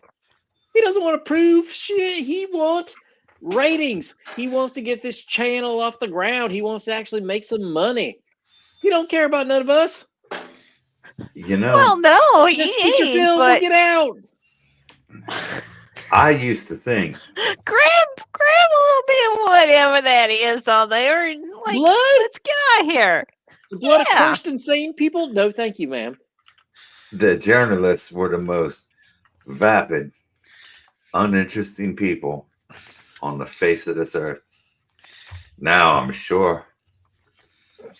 I'm gonna back into the corner. I'll cover the room. You guys do what you want. Will, if you want to look around for some of that stuff, I keep my pistol out. Just watch my back, Pete, because I mean, you remember what happened last time. I wake up not knowing what the hell's going on. That's not a comfortable feeling. Yeah. Only had it once in my life when I had that surgery, and I got to tell you, things have not been right since then. So, Man, I got to tell you, I'd rather be me than you. Who knows what you got living around up in there? I trying not to think about it, Pete. I really am. Sorry, man. So I'm gonna. There's a sink in here. Yeah, big, huge thing. Okay, I'm gonna get the sink. I'm gonna look for a towel or a rag or paper towels. I guess you wouldn't have paper towels. Yeah, church. paper towels existed. Yeah, They exist, but nobody bought them. There's a dispenser of the brown paper towels. Okay, I'll take one of those. I'll run it on the sink if the water's running. Okay. And I'll try to wipe up some of that stuff and I don't know, wad it up and Okay. store. Plastic bags, right? Yeah, I'll just try to stuff. I'll stuff it in my pocket. I don't know what the better thing to do is. Okay. All right. Like you got it. Phil said, I'm not the damn FBI. Hey, put that in another towel so you don't like lose it in your pocket, buddy. I'm not going to lose it. If I lose it, I'm not going to care about losing it. I lost it because I got it. I had to lose it. So let's just get out of here. Right? You film your stuff. Fine. I got this. I'm Whatever filming, this I'm is. filming. We saw Okay. it film. It's probably people, but whatever. I'll hand it off to Ted and say, hey, get your forensic specialists on this right away. Alrighty then. Okay. So you've done that. Is there anything else you guys wish to do? Did we do a quick looky-loo of everything in this room? If there's like drawers and such, just peeking in. The professor was looking around. He spent a while poking around there. There's nothing really interesting. There's a pantry that's empty except for a broom and a mop bucket. There's a few aprons. There's hot pads and oven mitts, the aforementioned cans of Hawaiian Punch. Interestingly, there's not even coffee, although there are tureens and a big coffee maker.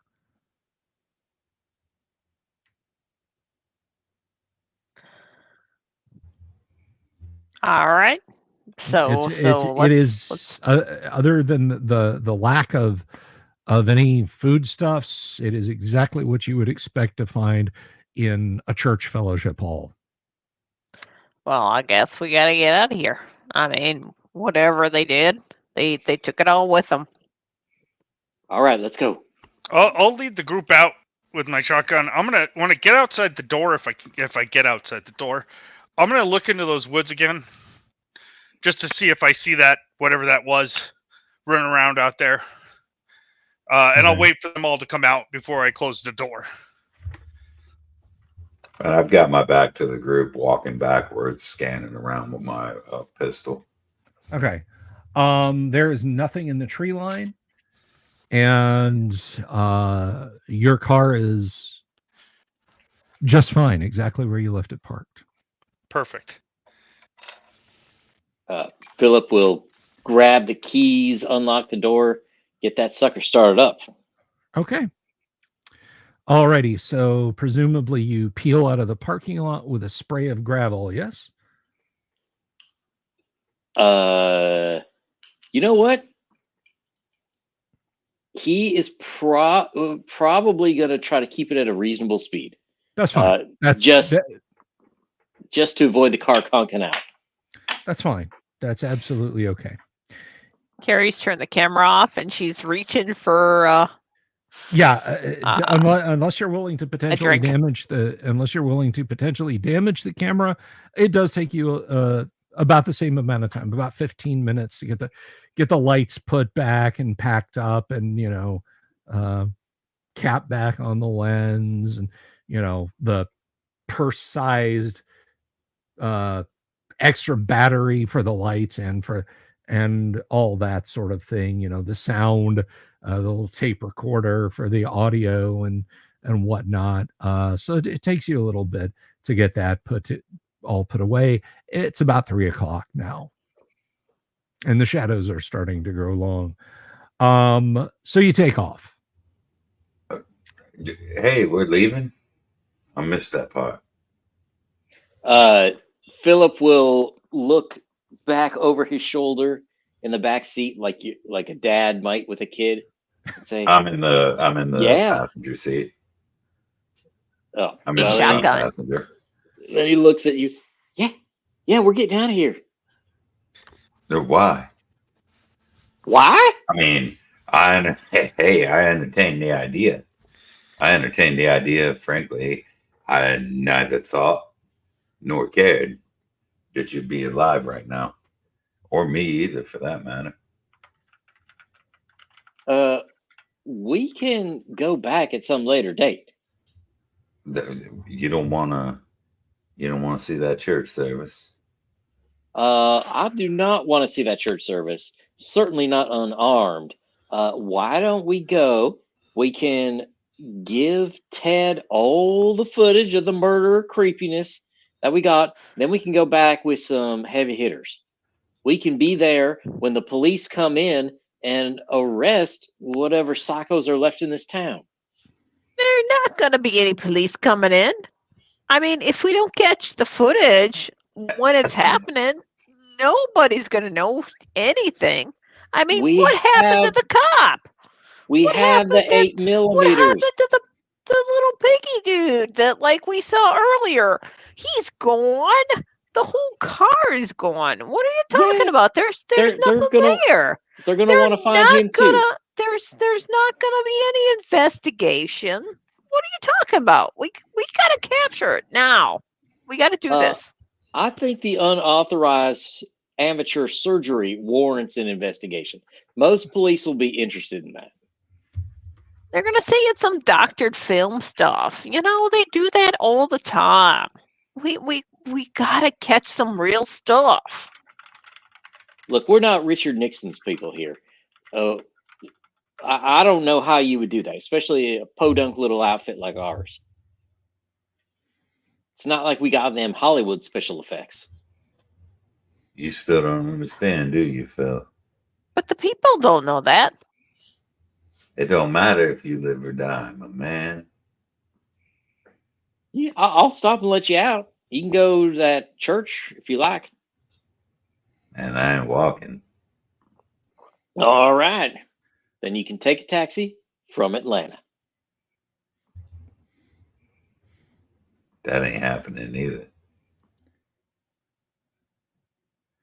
By the way, Yang, are you driving during this whole process? Oh yeah. Okay. All right. So you're going up the road. You're all having this discussion, this debate. And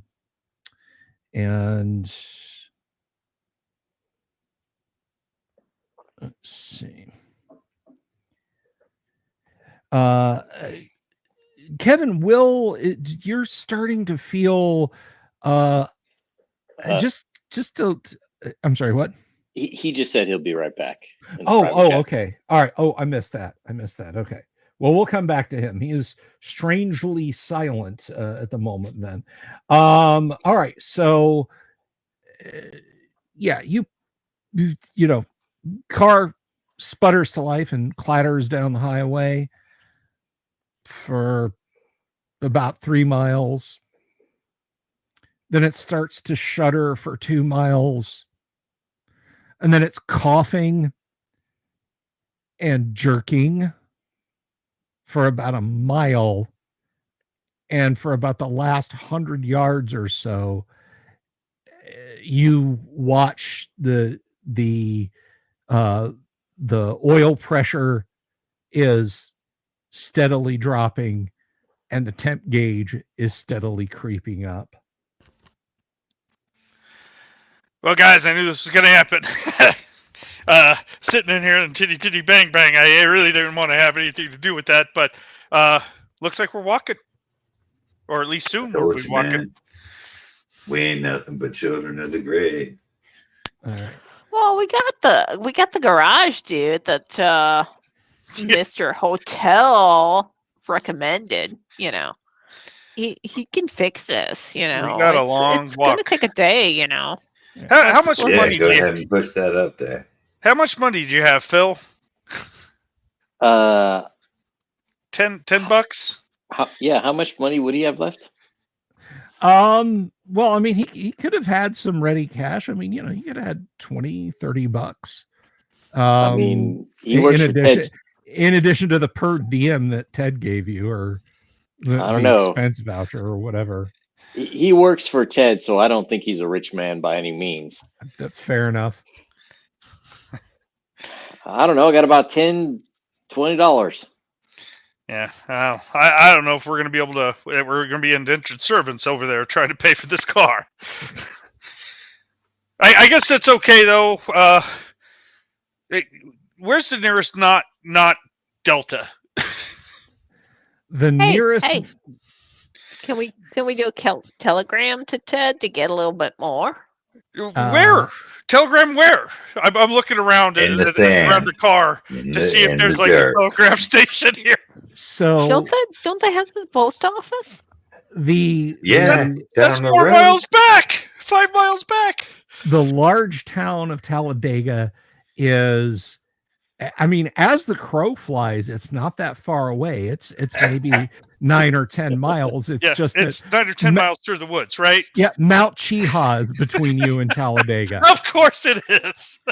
So basically, smoke signals. More or less north of where you guys are, in a general northerly direction, is the much larger community of Anniston. There's a military base at Anniston. That, you know, let me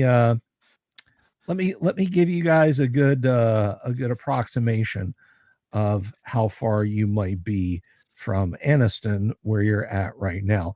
Now, for those of you playing along at home, if you're looking this up on Google Maps and are like, hey, remember, it's a game. So, you know, we take a few liberties with reality. The only truth in this game is the glowing bugs crawling into your head. The rest of it's all fake. So let's see. I didn't realize everybody else saw those, or everybody else other than Will. Yeah, Pete saw it looking out the window. I don't think I don't think Carrie saw it. I think she was doing something else. So Right on. Yeah, so Birmingham is about 60 miles away to the west. Talladega, it's maybe 20, 25 miles, but again, that's across the mountain from you. And Anniston, let's see.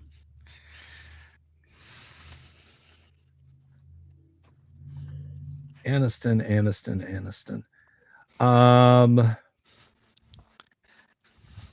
That is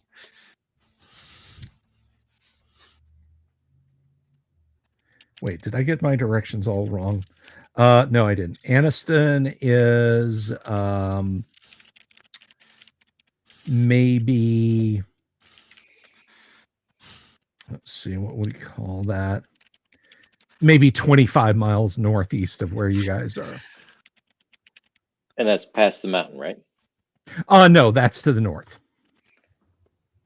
I Where mean, you want to walk to? 4 well, miles? 25? How about 2 million or 5?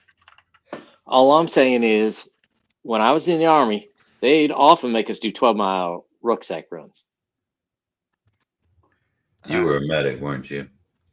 Hell yeah, I was a medic. Yeah, I thought so. Yeah, you think I'm gonna do 12 miles? Are you nuts? You. That's why women don't Never serve. mind.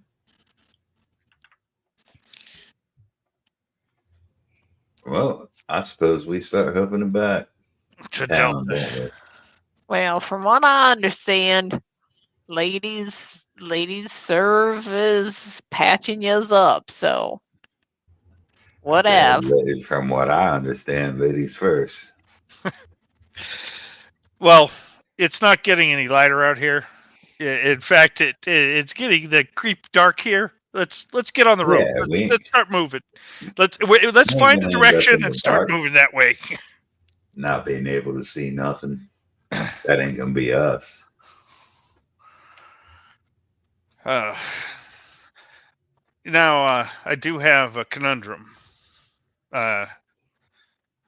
What do you have a bag for that tripod for your camera in there? Is there a Do I case have a carrying case? for that tripod in there? I didn't see it, but I wasn't looking. I mean, there's various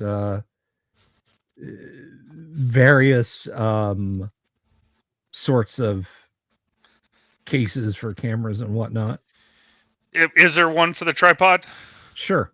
Okay, I'm going to take the tripod out of the tripod case and I'll put the shotgun in there. Okay. Then I'm going to take the camera case and I'm going to carry the shotgun in the closed tripod case and I'm going to carry the camera because we're leaving. Okay. I'm not zipping the top or whatever. I don't know what it is. It's not Velcro, but I'm going to just keep the top of the tripod case open as we walk. And does it zip down the side or something? It is a hard case, so it has latchets. Great. Yeah. All right, that's fine. I'll leave it latched then. I'm not going to play with that silliness, but let's get going, guys. I'm leaving the tripod in the car. What's that? Didn't hear you, Pete. Pete's open carry. Okay. That's fine. Alrighty. So you begin your walk. Are you going back to Delta or are you going elsewhere? Where are you guys headed? Right, back to Delta, right? I mean, yep. We could walk 25 miles. It's only 15 miles. Yeah, it's 15 miles to Anniston, right? Yeah, right. And that's several more hours in the dark. Yeah, plus where stuff happened at. Hey, look, if I'm gonna die from this stuff anyways, I at least want to know what's behind it, don't you? You got a little bit of curiosity. floating Nope. around in that bug-infested head, Professor? I really want to know what's going on, but I don't want my friends in danger. Who's your friends? Yeah, I guess I assumed you guys are. This crew here. That's right. So, all right, let's head to. yeah. Let's at least we'll have a roof over our head. We're gonna have all those creeps, but I can tell you that's probably better than being out in the woods. Well, I'll tell you what, Pete. I'll go back to Delta, but you got to give me that gun. Man. This gun. Man, I'm about to pull this gun up to the side of my head. You know what I mean? This gun Right. Let's don't just matter. keep going. Everybody's how about- fine. Let's keep I think going. we Let's can keep all going. benefit. I think we can all benefit from a nice religious service. How about that? All we Yeah, gotta do is wait tonight. Let's check it out. Yeah, let's keep And then going. we get the hell out of here. We'll be good. Let's get to our next place. We'll all sleep. We'll all have a good night's sleep, and we'll move on, and we'll laugh about this. Let's just go. I'm laughing now, and I have to wait till later. Let's. Okay, so I'm gonna start walking down the road. Yeah, we're just walking. Okay. Yeah, and brisk enough to where I'm not gonna get tired in 20 minutes, but not slow like I am not. I don't have anywhere to go. Philip's going to grab what's left of the wild turkey and some cans of beer from the car before we head out. Alrighty, so you start your walk back, and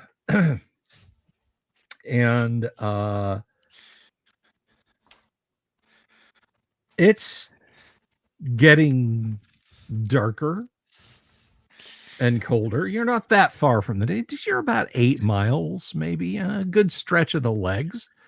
So it's only about 5:30.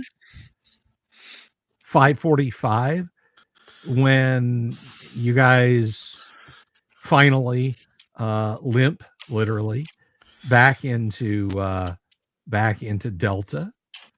So there's your hotel. The lights have just the outdoor lights, the marquee has just clicked on. There's the San Ann across the street. What do you guys want to do? We should go talk to Cletus about arranging a tow. Yeah, we should get him to fix the vehicle too. Yeah, Seems like we're gonna be here for at least a day. Maybe longer. I mean, if we want to get out of here, we gotta have a working vehicle. Yeah, I'll start moseying over to the left side of the road where the gas station is. I guess it's not really a repair shop, right? Yeah, it's not. So, yeah, that's what I'll do. I'll go with him. You guys still have the keys to the hotel, right, or the motel we have over there? Yeah, I got the keys. Yeah. Nobody said anything about turning them in, so okay. Yes. Cool. It might not be a bad thing to go over there and look and see if there's been any shenanigans in our rooms. I still, to this day, that Lawson, he just rubs me the wrong way. Yeah, what's he gonna do? Well, though, we'll put a camera on us or something. Yeah, that would doing. be annoying, but yeah, I mean, I don't know what he's capable of. Well, we I know locked what the I'm doors. capable of. Yeah, we locked the doors. We put the chair in there that he can't get in. Listen, this dude or any other dude breaks into my door, they get one between the eyes. All right. Well, Are you guys going back to your respective rooms, or are you all in one room, or what are you doing? Well, we're going over to Cletus to see if he can arrange for the tow first. Yeah, he and I think they're going back to a room. Correct me if I'm wrong. Wasn't there like a feed store or like a farming supply store? There was a general store. Yes, there is Yeah. a general store. Remember, though, the last time I was in there were shots in there. So I let you know that. There's a cantankerous old man in there. Carrie, why don't we go get some food? Take it back to the rooms for everyone. The rest of our food's all in the car. I mean, we're hungry. We got to do this. You know, we can't go hungry. Okay. So those of you going across the street to the San Ann, Cletus greets you with a smile, and says, "Well, howdy do, folks. I saw y'all walking up the street there. Or no, he's up the county road yonder. I don't mind what folks do around here, but it's a little dangerous walking up that highway like that." We didn't have a single car pass us up on that 5-mile hike. Yeah, it's quiet this time of year. You visit back up here a little closer to the race time. That's in a couple of months. It'll get real busy. Lots of people will be coming here then. Cletus, the reason why we're walking is our car broke down going back that direction about 5 miles out. Oh, sure enough. Miles out. Yeah, so you know who we can contact to get somebody to tow that car back into town?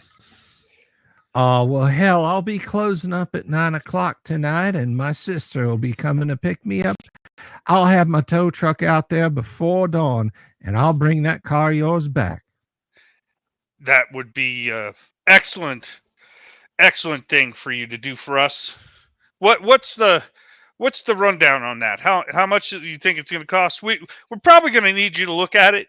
We were chugging along, and in the last mile or so, we noticed that the oil level was going down, and the heat level was going up. So I don't know what that means. Well, I tow to anywhere in the county for $15. Okay. So I'll bring it back here, and I can put a wrench to it tomorrow. It's a good thing this ain't race week, because traffic gets pretty busy.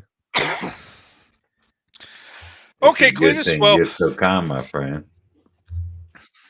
I guess we have an accord. Let's do this. Please let us know. We're going to be over there in the hotel. Please let us know if you need something. This is kind of an essential thing for us, as you know. Sure enough. Hey, Cletus. Yes, sir. I can't remember last time we talked. I mean, I remember the last time we talked, but I can't remember exactly what we talked about. You can be at that church service tomorrow night? Oh, absolutely. I wouldn't miss it. I don't think I'd miss it neither. That's good. I'd hoped you folks would stay, especially yourself. I mean, being the erudite fellow you are, I think you'll find it highly enlightening.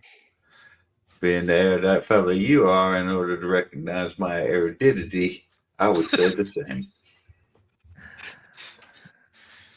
All right, now, you folks have a nice evening. I'm gonna stick my hand out to see if he'll shake my hand. Yeah, he shakes your hand. Feel weird at all? Clammy, cold? No. Normal? Okay. Seems normal. All right. Well, I'll say, well, mighty neighborly of you. Like I said, though, if you need something, please reach out. We'll be over there. Oh, we'll settle up on the price once I get a look under the hood now. Fair enough. Okay. Meanwhile, back in the hotel, you guys are doing what? Oh no, you guys were going to the general store, right? Right. Yeah. Okay. Yeah, you get over to the store. It's got a little doorbell chime when you go in, and there's a plain looking middle-aged woman. She sitting in a little rocking chair next to the cash register. She stands up and says, oh, well, I didn't expect to see any folks this evening. I'm just about to close up, so it's just the same to y'all. What can I help you with? Oh, we just need a little sustenance, miss. We could use some sandwiches if you got them. I don't know, some Coca-Cola, maybe Mellow Yellow if you got it. I have Coca-Cola, and as far as sandwiches go, there's Spam and bread and crackers and such. How about some peanut butter? You got some peanut butter? Peanut butter and No, jelly? no, we're all out of peanut butter and jelly. Oh, I step up and say, "What do you have?" Miss, bless your heart, I just told you I have Spam and I have bread and I have crackers. I have mustard if y'all prefer. Nothing else? Really? She indicates down the aisles. There's canned goods. There's a Okay, few so odds and ends. You do notice that it does seem to be kind of threadbare, but I mean, you're also in a town that has a population of 150. It's not going to be like a Kroger or a Piggly Wiggly, like fully stocked. Yeah, we're gonna look at the cans. Just be happy it's not Libby. All she's got is Vienna sausages. Yeah. Well, I mean, is there Chef Boyardee back then? Yes. There's like Campbell's cream of mushroom. There's some cans of SpaghettiOs, so on and etc. Miss, now being the general store, you also have other goods here, right?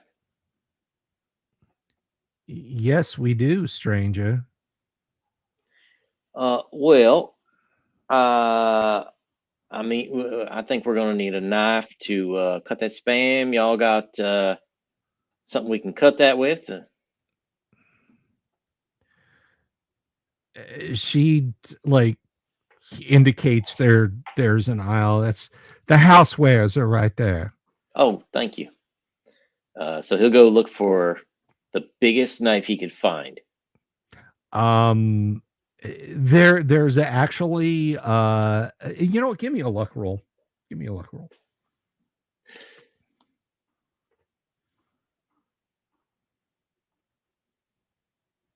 58. What is your luck? 60. 60. Okay. There is a knife for scaling and gutting fish. It's on a card held down with a couple of twist ties, and smiling fisherman. The photo was probably taken in Michigan like in 1952. He will take that. Okay. Hey, Tonka Todd, good to see you. Ma'am, I was just wondering too. We just had an awful experience with our car breaking down, and it makes me nervous. You wouldn't happen to have a pistol around, would you? For sale, of course. She gives you a curious look and says, "No, I'm afraid I don't sell any firearms. You'd have to go to the hardware store up in Atala, or maybe over in Talladega for that." Oh, it's all right. I just walking back through them woods in the night, just made me hear some things, and I just got a little worried. Might be animals around here, but we'll take these things. Begging your pardon, sir, it's a forest and there's animals all over the place. If you leave them alone, they're bound to leave you alone, bless your heart. Yeah, well, maybe you're right. We'll take these fixins and leave you to get back to your home. Apologize for keeping you late. Mm. All right. She rings you up. The grand total. I mean, depending on how much stuff you guys are getting, tell me what you're getting, and I'll tell you approximately what it would cost. Well, I guess some bread. How much could one human potentially eat of spam? Like, I don't know sizes of 1970s spam cans. It's the same size as a 2024 spam. Yeah, they're can. like it's like 8 ounces or something. Yeah, you could probably make 8 good sandwiches out of it. Oh, all right then. Just one can, and we're definitely gonna need a lot of mustard with that for sure. The knife.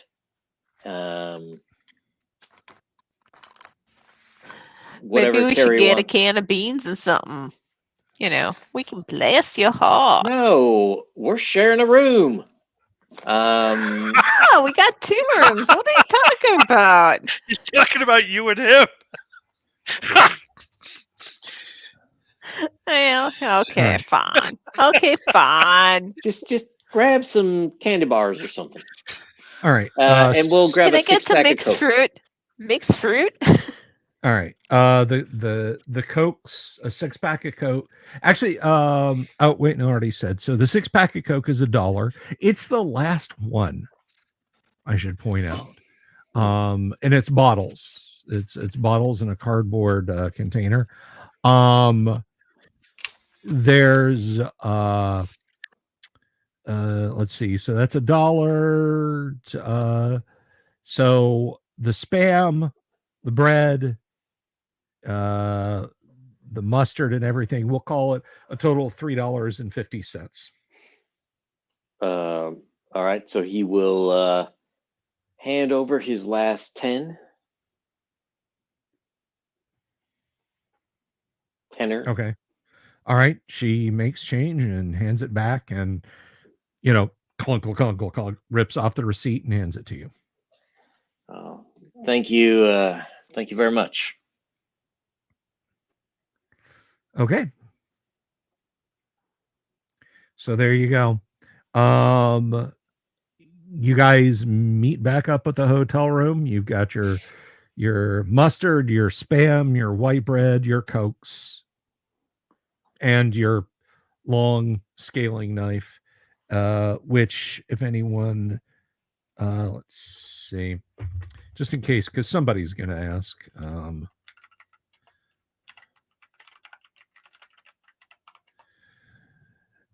It's not a big thing.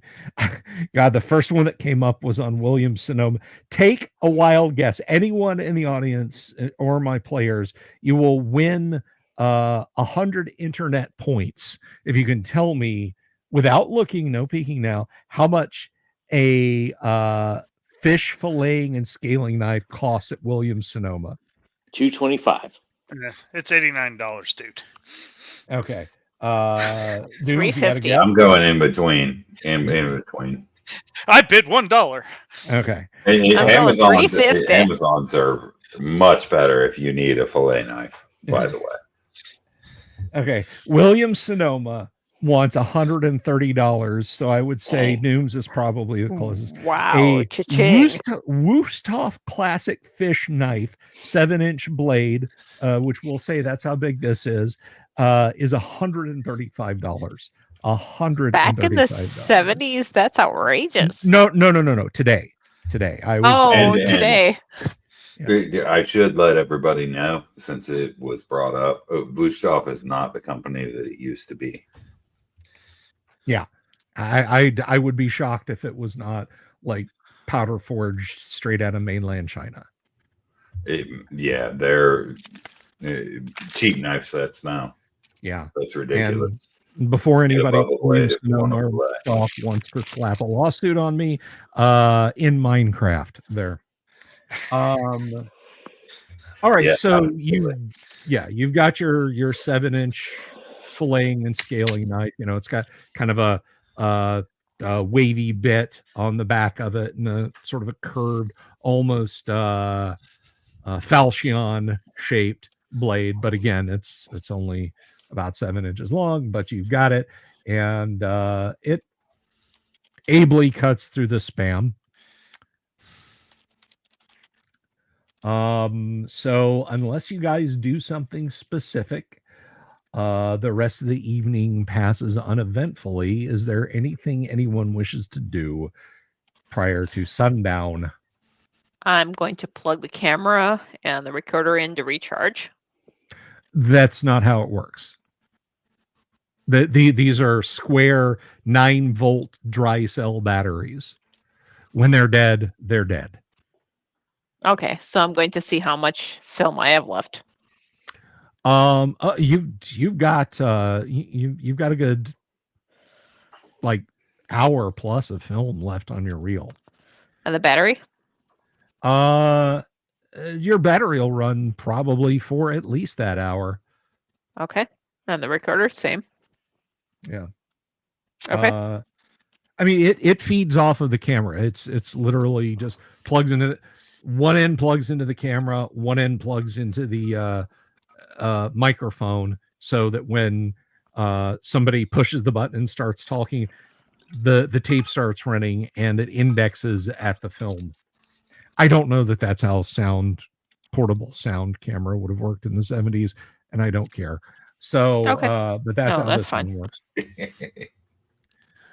All right. So, yeah, you check your camera gear over. It looks fine. Anyone else doing anything? Barricading the door. Yeah, Okay. we're definitely locking up. All right. Are all you Are we guys? still- I'm sorry. Go ahead. No. You. Yeah, are we still 2x2 on the rooms? I think we should all stay together.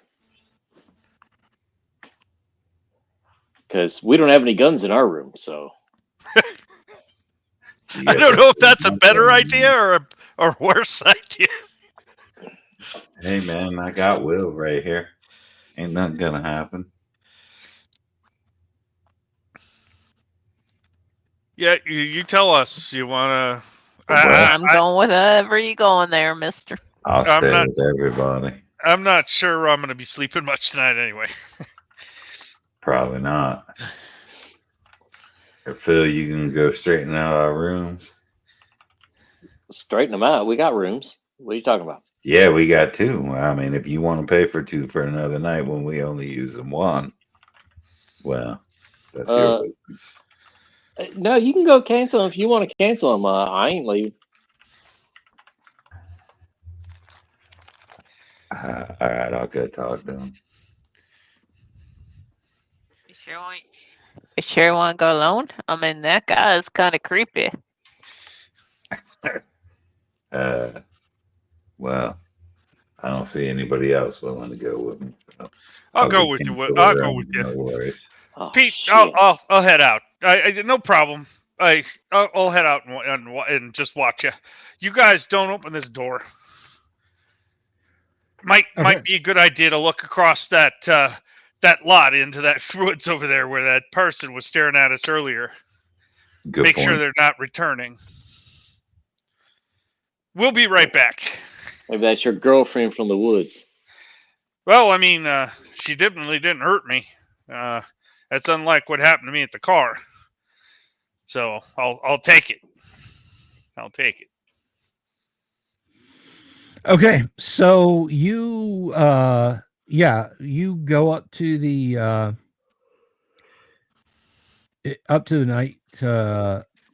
night window, and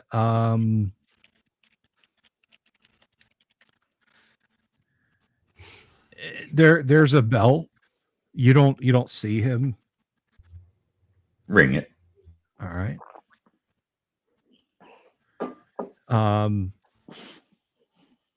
A few moments pass. He comes out of the back. Like one tail of his shirt is untucked, and let's see. as he's approaching. Give me a spot hidden roll as he's approaching. Either of you guys, both of you guys. You want to go? Okay. You want to go, Kevin? Yeah, I'll do it. Even though spot hidden's not my strong suit. 84. No, you're like, I'm making sure his hands don't have anything. How about it for you there, Dooms? Yeah, no. Okay. Yeah. Yeah, he walks up and says, "What can I do for you?" Well, we're looking to close that out of the room. We won't want you to lose no money there, my man. Oh, certainly. Certainly. Of course. One room for all of you then. Is that my understanding? Yeah. Anything weird been going on tonight? No, nothing at all, actually. Fine evening. Yeah, you're looking That's kind of interesting. disheveled there, Lawson. Yeah, everything okay? He looks down and I mean, you've always been high and tight every time I saw you. Just asking, you know. I was relaxing and taking a more casual approach in the back. You'll have to pardon me. And he visibly zips his fly.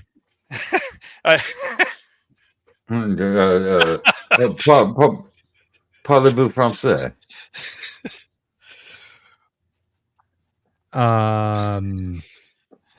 No, I don't speak French. My apologies. Very well. Well, it's good seeing you. Like we said, won't want you to waste money on the room. And you, of course. You have the key, I assume? Indeed. Indeed, my good man. Thank and you. We'll be happy to discuss it further in the morning. Of course. Of course. If you'll not be needing me now. We shall not. He will not need you until the AM. He turns and walks back deep into the office and rounds a corner. There's one of those half doors, Dutch doors. Yeah, there's a Dutch door. He opens and looks back and smiles and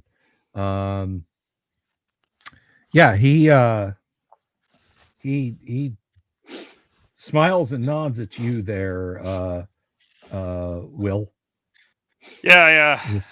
I'll smile and wave, and I'll say quietly under my breath to Pete, I was like, I think we just saw the other side of Lawson. Not all friendly this time.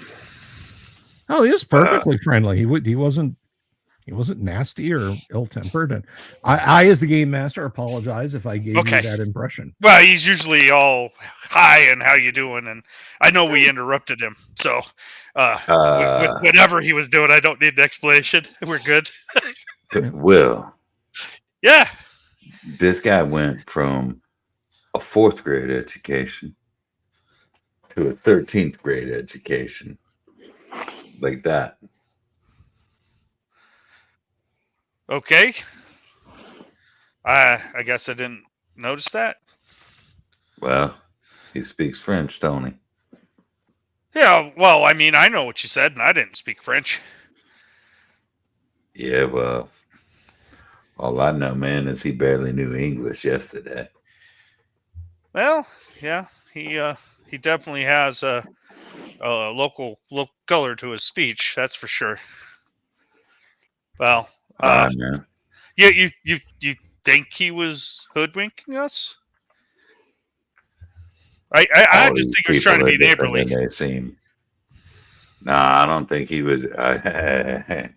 I think earlier he was trying to be neighborly, all neighborly like, all friendly and stuff. You know, attract the out of towners, man. Who knows what's going on in that church? I know I don't want no part of it, but I know I must be part of it to see what's going on.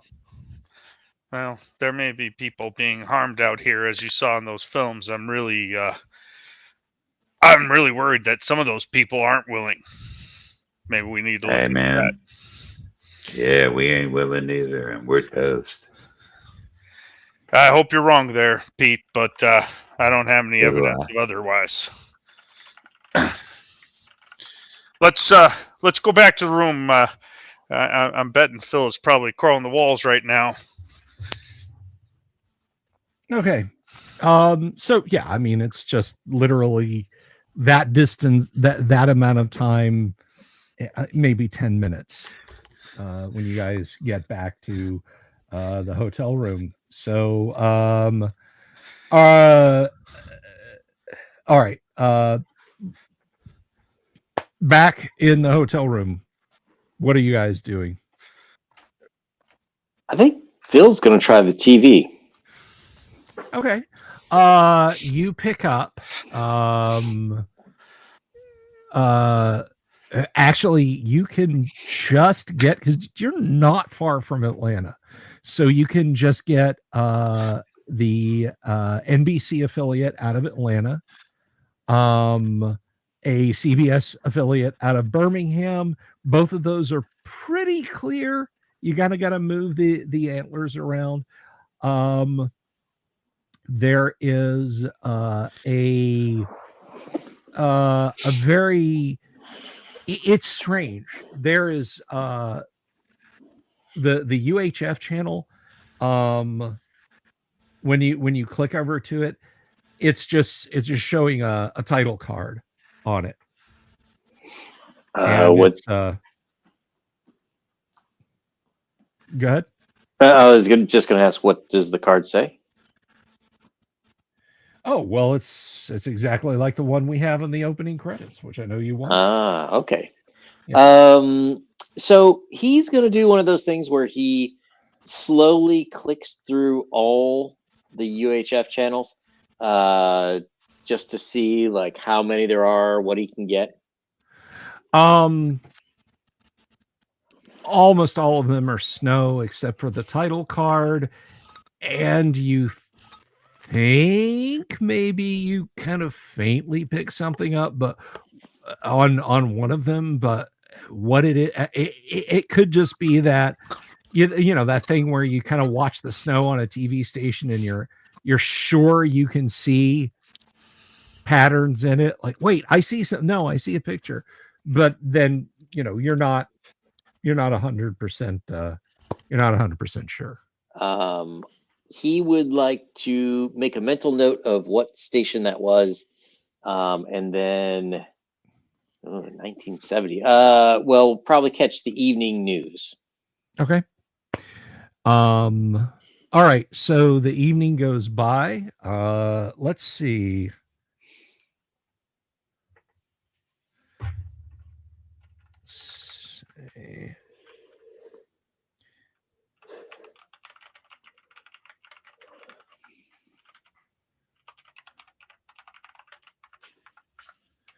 Okay.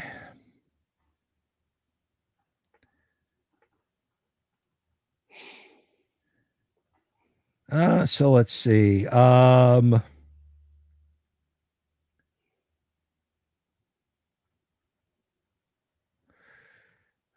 looking. Yeah, so there's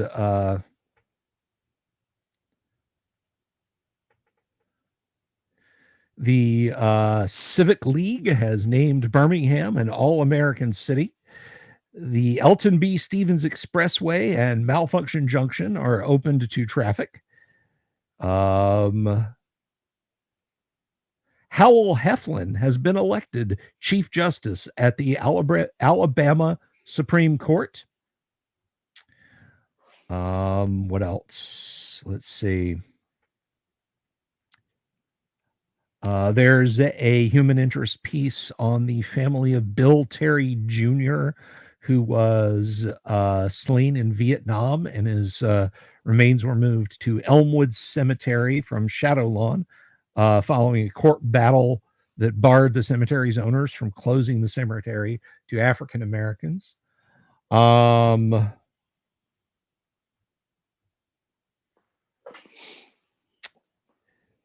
And let's see.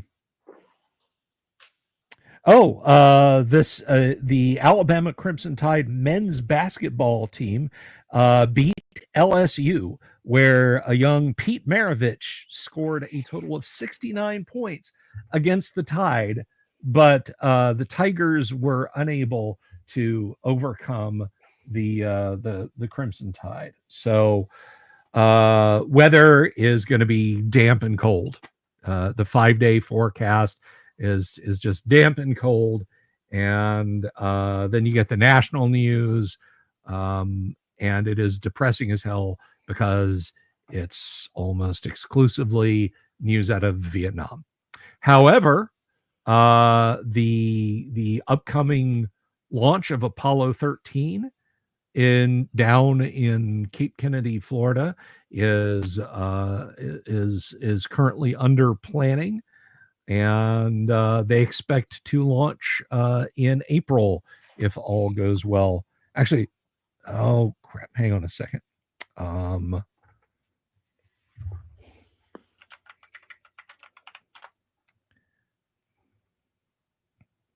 Yes, that is slated for launch on April 11th, 1970. And preparations are proceeding at a fever pace, which is after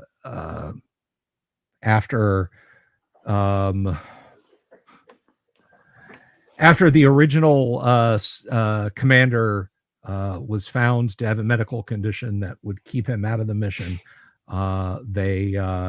They managed to rotate the crew and get a backup pilot on board. So that's all happening in a couple of months. So that's basically the news.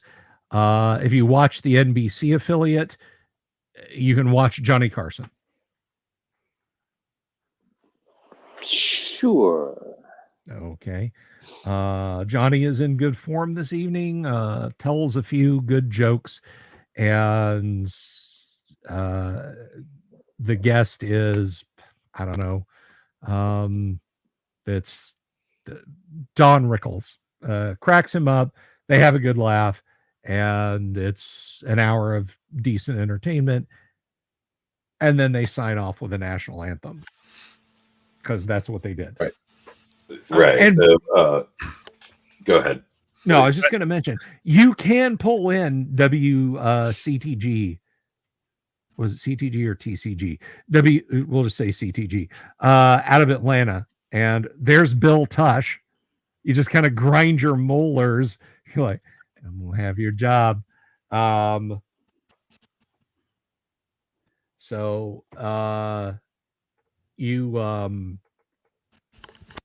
Anyone else doing anything while he's watching TV?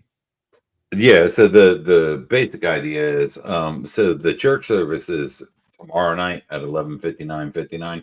Yes. Is that yeah. So I think we need to discuss this a little bit. What are we gonna do tomorrow? Where are we gonna be? I mean, it don't really matter to me. Not here is better.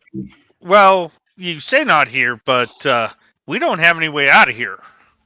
We got we ain't got no way out of here, and we ain't got nothing to look forward. But well, that's beside the point.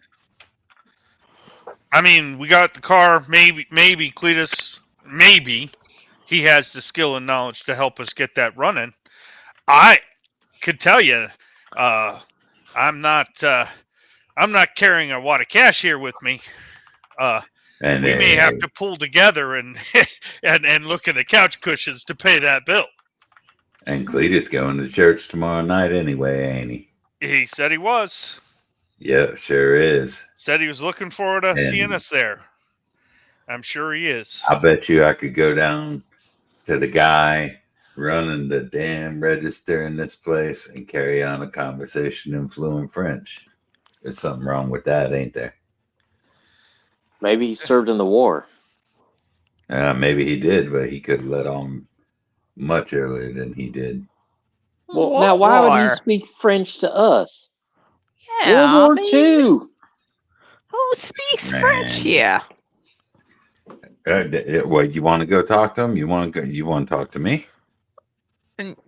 I don't know any French. Yeah, as I thought. Anyways, we got a lot of weird stuff going on here. Real weird. You think? Deep weird. You think? Yeah, I do. Yeah, I mean, we all think it, but you're like sharing the voice thing. So let's work with that. Let's put it on here. Let's put it on here. My apologies. My apologies that I shot with 2 bullets spectral ghostly bug thing from outer space, and then it dissipated as I did so, leaving no evidence. I'm sorry about that. No, that's fine. Weird. I mean, you said there was a bug thing, and there's a bug thing in our friend's head. What's up with that? I don't know. It don't even matter. All I'm saying is it don't matter what we do from here on out. We got to go to the church service. I'm afraid tomorrow you're going to have to put bullets in people. Like do we really got to go to the church? Do we really got to go to the church? They ain't going to let us out of here anyway. Well, we could get the car fixed, and we could sit in this little room here and not go to church and pretend we don't know anything, and everything be happy, car get fixed, and we get out of here. Here's something about that, though. I was talking to Pete when we were over there dealing with the caretaker here, and I know we didn't watch that whole film, and it seemed like people were being let's say volunteering to have that service done, whatever that might have been. But I kind of think that maybe there's some people here that aren't here of their own volition, and we probably want to be able to find those people and help them out, right? Because sadly, the circumstances surrounding us seems like we're not going to be allowed to leave.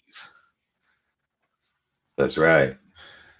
And for the record, you talk as me, you make me dumber, you make me smarter, whatever. Kill me, because nobody speaks for me. Give me a SAN roll, please, if you would, Kevin.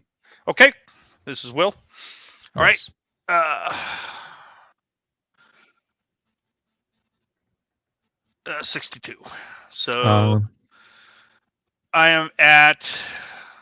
I'm actually at 59. I'm one down. Oh, cool. So all right. So you failed your SAN roll.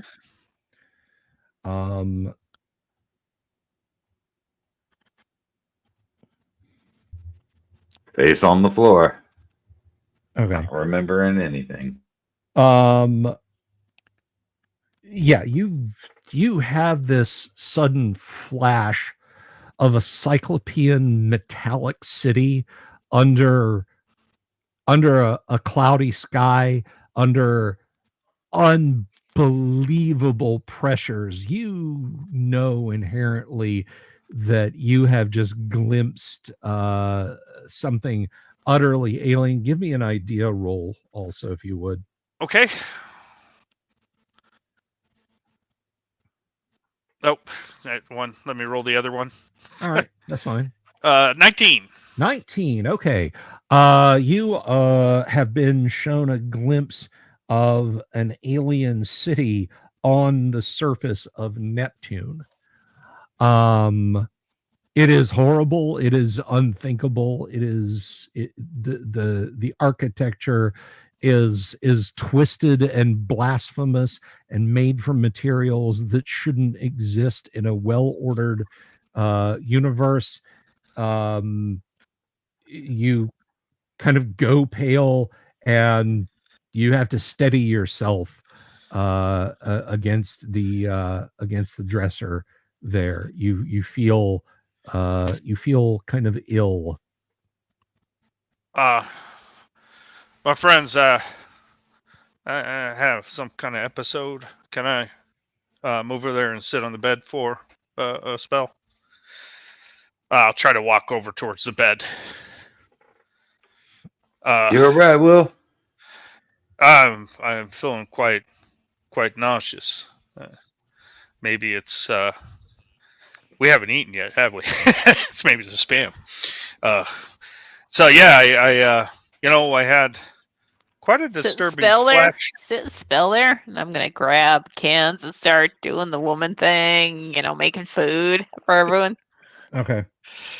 I had a vision, some kind of I don't know what it was, some foreign and very strange place. Doesn't make sense. Do you feel real small?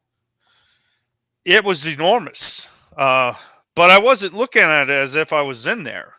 I was viewing it as if I was seeing it from far away. I don't know, man. It's only been a couple of days, but let me tell you, it don't go away. It doesn't go away, and I do feel quite unwell. That's just not right, whatever that is. Give me a percentile roll, please, if you would, Kevin. Did he take a sand for the failure? Yes, 3. Okay. What is that? 20? That is a 20. Yeah. You struggle mightily, but you managed to like turn your mind's eye away from that. I mean, you're not sure if you're having a hallucination or what, but you resist the desire, like, want to know more? No, you don't. You absolutely do not want to know more. Okay. And I'm going to let it go at that. I'm going to dwell on it. I'm not going to try to explain it anymore. Just let it go. Okay. Try watching some TV to calm yourself down. That's probably not a bad idea. I'll watch whatever terrible stuff's on TV. It's probably Little House on the Prairie. So what's the plan anyway? We gonna hunker down in this room here, eat what food we got, stay in here and not leave, waiting until tomorrow night, or we got something to do tomorrow? Well, tomorrow I think we should check on the car, see what situation we can check we're in. on it. I for that, man. I have this foreboding feeling that it'll be repairable, but it's going to be Thursday. That's my suspicion. Me too, my man. So, yeah, let's. I guess we'll just hunker down, right? I definitely don't want to be walking out on the road like we did yesterday or today earlier. Yeah, Phil, we got enough food in here. Seems that way. We got Spam, we got bread, we got cans of fruit. We're good. Pretzels. We're gonna lock up. You don't have cans of fruit. You have what you said you bought: the Cokes, the bread, the Spam, the knife. That's what you have. Dang it! I thought I grabbed a can of fruit. Not for nothing, but I saw this episode on Sopranos. We're going to be fighting over ketchup soon.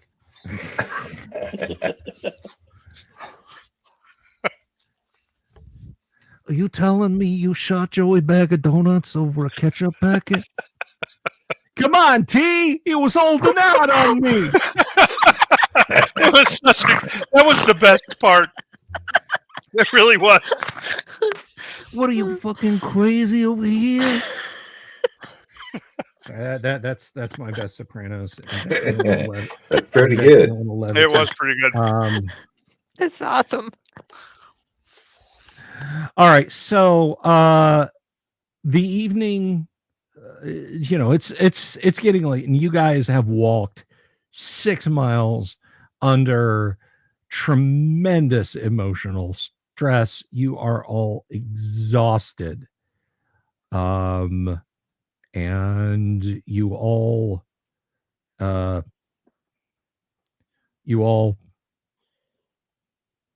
fall asleep.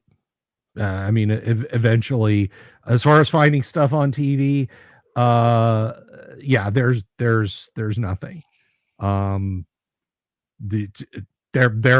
is no 24-hour TV at this time in history. Somebody in the chat is probably going to come up and say, actually. All right, so all right, is everybody sleeping? Yes. Just not me. I sleep with my pistol held in my right hand, crossed over my chest, directly on top of it. All right, so that's fine. Yeah, you can absolutely sleep with your with your firearm like that. The beds are singles. This is I Love Lucy style sleeping, so somebody's gonna have to sleep on the floor. That's me. All right, that's fine. I will leave that to you. So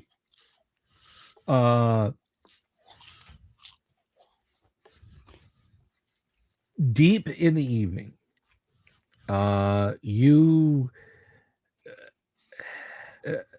Kevin, you're having just nightmares, just horrible nightmares. The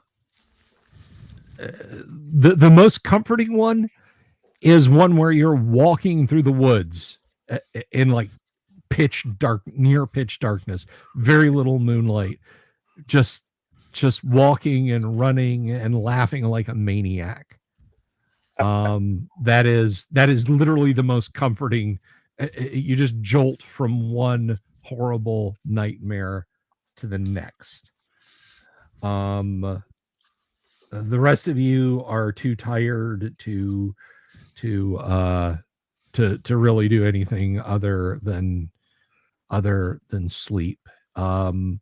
At some point pre-dawn, and Kevin, we're going to say it's you because you are certainly not sleeping well. There is a knock at the door. I'll startle and stand up out of bed. Okay. Yeah. You for just a knock? Is it a what kind of knock is it? Soft and rapid. Okay. I'm gonna go and open the tripod case. Okay. And I'm gonna try to do it as quietly as I can. I mean, I know it's latches and all that, but and I'm gonna watch the door while I'm trying to do it. Handle moving? It is not, but there is a repetition of the knocks on the door. Let me see here. Dooms, roll a d20, and you are looking to roll your power or less on a d20. All right, thank you for letting me know. You're welcome. Power is 11. Yes. Come on. It's 18. So Kennek, same roll for Carrie. Your power is 9. D20 roll of 9. All right. Yeah, and not so much. Yang, that's over to you. Your power is 12. 80. Okay. All right. Yang, give me a d20 roll.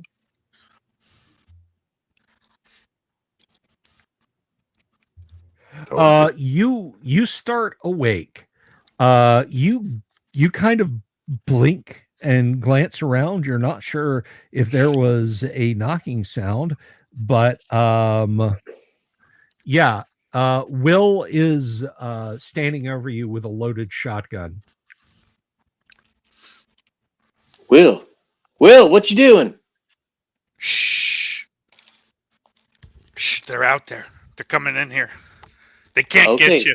They can't get you. If they're gonna get you, then you're better off dying. Okay. With all this chatter, everybody else, you wake up. There's Will standing next to Pete, who is standing next to Philip, who is lying on the bed, and Will has a shotgun and he's looking around. I point my weapon immediately toward the door. Okay. There is another series. You hear sharp, rapid knocks on the door. Very insistent. Hey man, you gonna answer that? That might just be housekeeping, man. They're coming to get us. They're coming to get. They might be. Hey. I think they're coming to get you guys.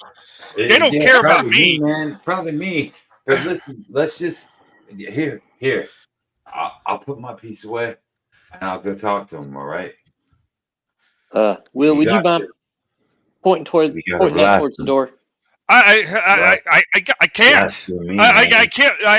I can't move this. I got to do this. All right. Let me get the door. Well, come on, Will. Well, we're all good. Will? It's all good. You might want to save that ammo. There's fours of here. We're all solid, you know. We got each other back. Phil is gonna try. Get the door then. Phil is gonna try to push the shotgun away from him. Okay, that's fine. I'm guessing. Turn two. The door. Will didn't have it like Chet, like pushing the barrels against your nose or anything like that. Weird science reference there. Fine. You die, you leave with a severe limp. All right. So yeah, there's one more knock at the door. I'm gonna go answer the door. I'm gonna take the pistol, stuff it in my shorts or my pants, my slacks, trousers, whatever you might call them, and make my way to the door. And okay. We don't need any of your help in here, you dirty ape. Get the hell out of here. Hey, man. Will, you gotta calm down, man. You're one of them too. You're one of them too. No, man, I ain't. I seen it before you did. I don't know what's going on here. Hey. If you got to shoot through me to get them, do it. I answered the door. Okay. There is a semicircle of figures. They are silhouetted by the light from the marquee in the motel parking lot. So you can't, you kind of blinking because the only light was like the little from the little orange-ish lit clock radio there. And nobody said they were turning on any lights. There's a semicircle of people and a voice you don't recognize. You have not heard this before. Says, "Son, why don't you and your friends come on out here now? There ain't no need to be afraid. Jesus is watching over all of us. Just come on out. We're here to help." All right, what's the light source? I apologize if I the marquee, it's white bulbs inside and yellow flashing lights on a red aluminum arrow on top. Okay, I'll assume that I'm like sort of behind the crack in the door. Yeah, if that's okay. And trying to shield myself from that light. Okay. Why should we come out there? What you all got in store for us? We didn't bother nobody. We got salvation for you, son. And y'all need to come but church out. Service tomorrow. We were going tomorrow. No, we were son. saying our prayers and you interrupted us. No, son, we're not talking about that blasphemy. Now, why don't you tell your friends to put down that shotgun and you leave that hog's leg there in the hotel room, son? We got more than enough. Don't make us come in there. Hey, listen, Carrie's man, I grabbing the ain't your camera. son. I ain't your son. Now, I don't know what's going on around here, but hey, listen, I'm willing to be about it and I'm willing to not be about it. You know what I mean? I can do either way. But you guys are freaking me out. So once you tell me what's going on, man, I'm already having a breakdown. We can answer all your questions. You just need to come with us. You, your lady friend, your other two friends. Man, they ain't even my friends like that, you know? Like, how about you just tell me where we going? What is your strength, please? That would be a 16. Okay. He lifts. Yep. He lifts. That Charles Charles Nice. Atlas, right? Give me a percentile dice roll. Someone is you can't see this person because you've only got the door open slightly. Someone is throwing themselves against the door. Oh wow. All right. Let's see what we got. We have 90. I don't know why that die does that. Yeah, you are thrown Still, they're back. pretty dice. You are thrown back in the room. There are a bunch of people rushing in. All of them are it's weird because they're all rushing in. Some of them you can see have got they're holding stuff in their hands, but as they're all coming in, they're not yelling. And in fact, the fellow who he kind of leads back when the door is crashed into, he's like, y'all just be quiet. Just be as quiet as you can. And that's where we're going to leave it tonight, on a cliffhanger. All right. So we will pick up next week for the finale of our Halloween Shocktober Call of Cthulhu mini campaign. I want to thank all of my players for some absolutely excellent role play tonight. We will return next week. I will be back Monday. Of course, we got some cool mail call Monday, some fun mail call coming Monday. Thank you so much to our excellent players tonight. Of course, if you guys like this kind of interplay, we play Gamma World. It's a lot goofier, a lot less tentacly. the Gamma World game on Friday nights. But thank you, Doom Sword, very much, sir. And thank you, of course, Kennick and Kevin and Yang and everybody. Please remember to check out the Kickstarter for the Empire of the Undying Sun. And that is, I'm going to put that up here real quick so you guys can go check that out. It is an awesome Kickstarter for a fantasy horror setting. I wrote some modules in it, but Yang has done just a bang up job on that. So thank you, sir. So we are going to get out of here this evening. I hope everybody enjoyed the live stream tonight. Don't miss the finale next week when all of your questions will be answered and all of your answers will be questioned. Until then, be good to each other and watch who you open the door for. It could be cultists, it could be country weirdos, or it could be an owl bear. Peace. Love you all. See you next week. Have you seen my owl bear?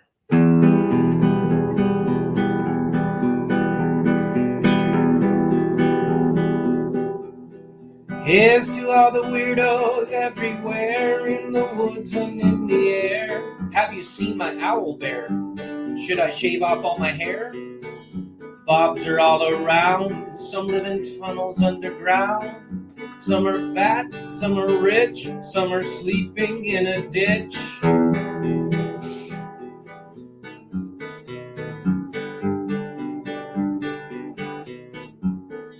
Can you ride a crooked horse without a saddle way off course? Naked as a toad all the way to Smoky Joe's. Have you seen the little creep driving fast in his little green Jeep? He smells like fish and brandy, but his rotten teeth look dandy. Take me to the show, I don't care if fast or slow. From action flicks to dancing dicks, just take me to the show.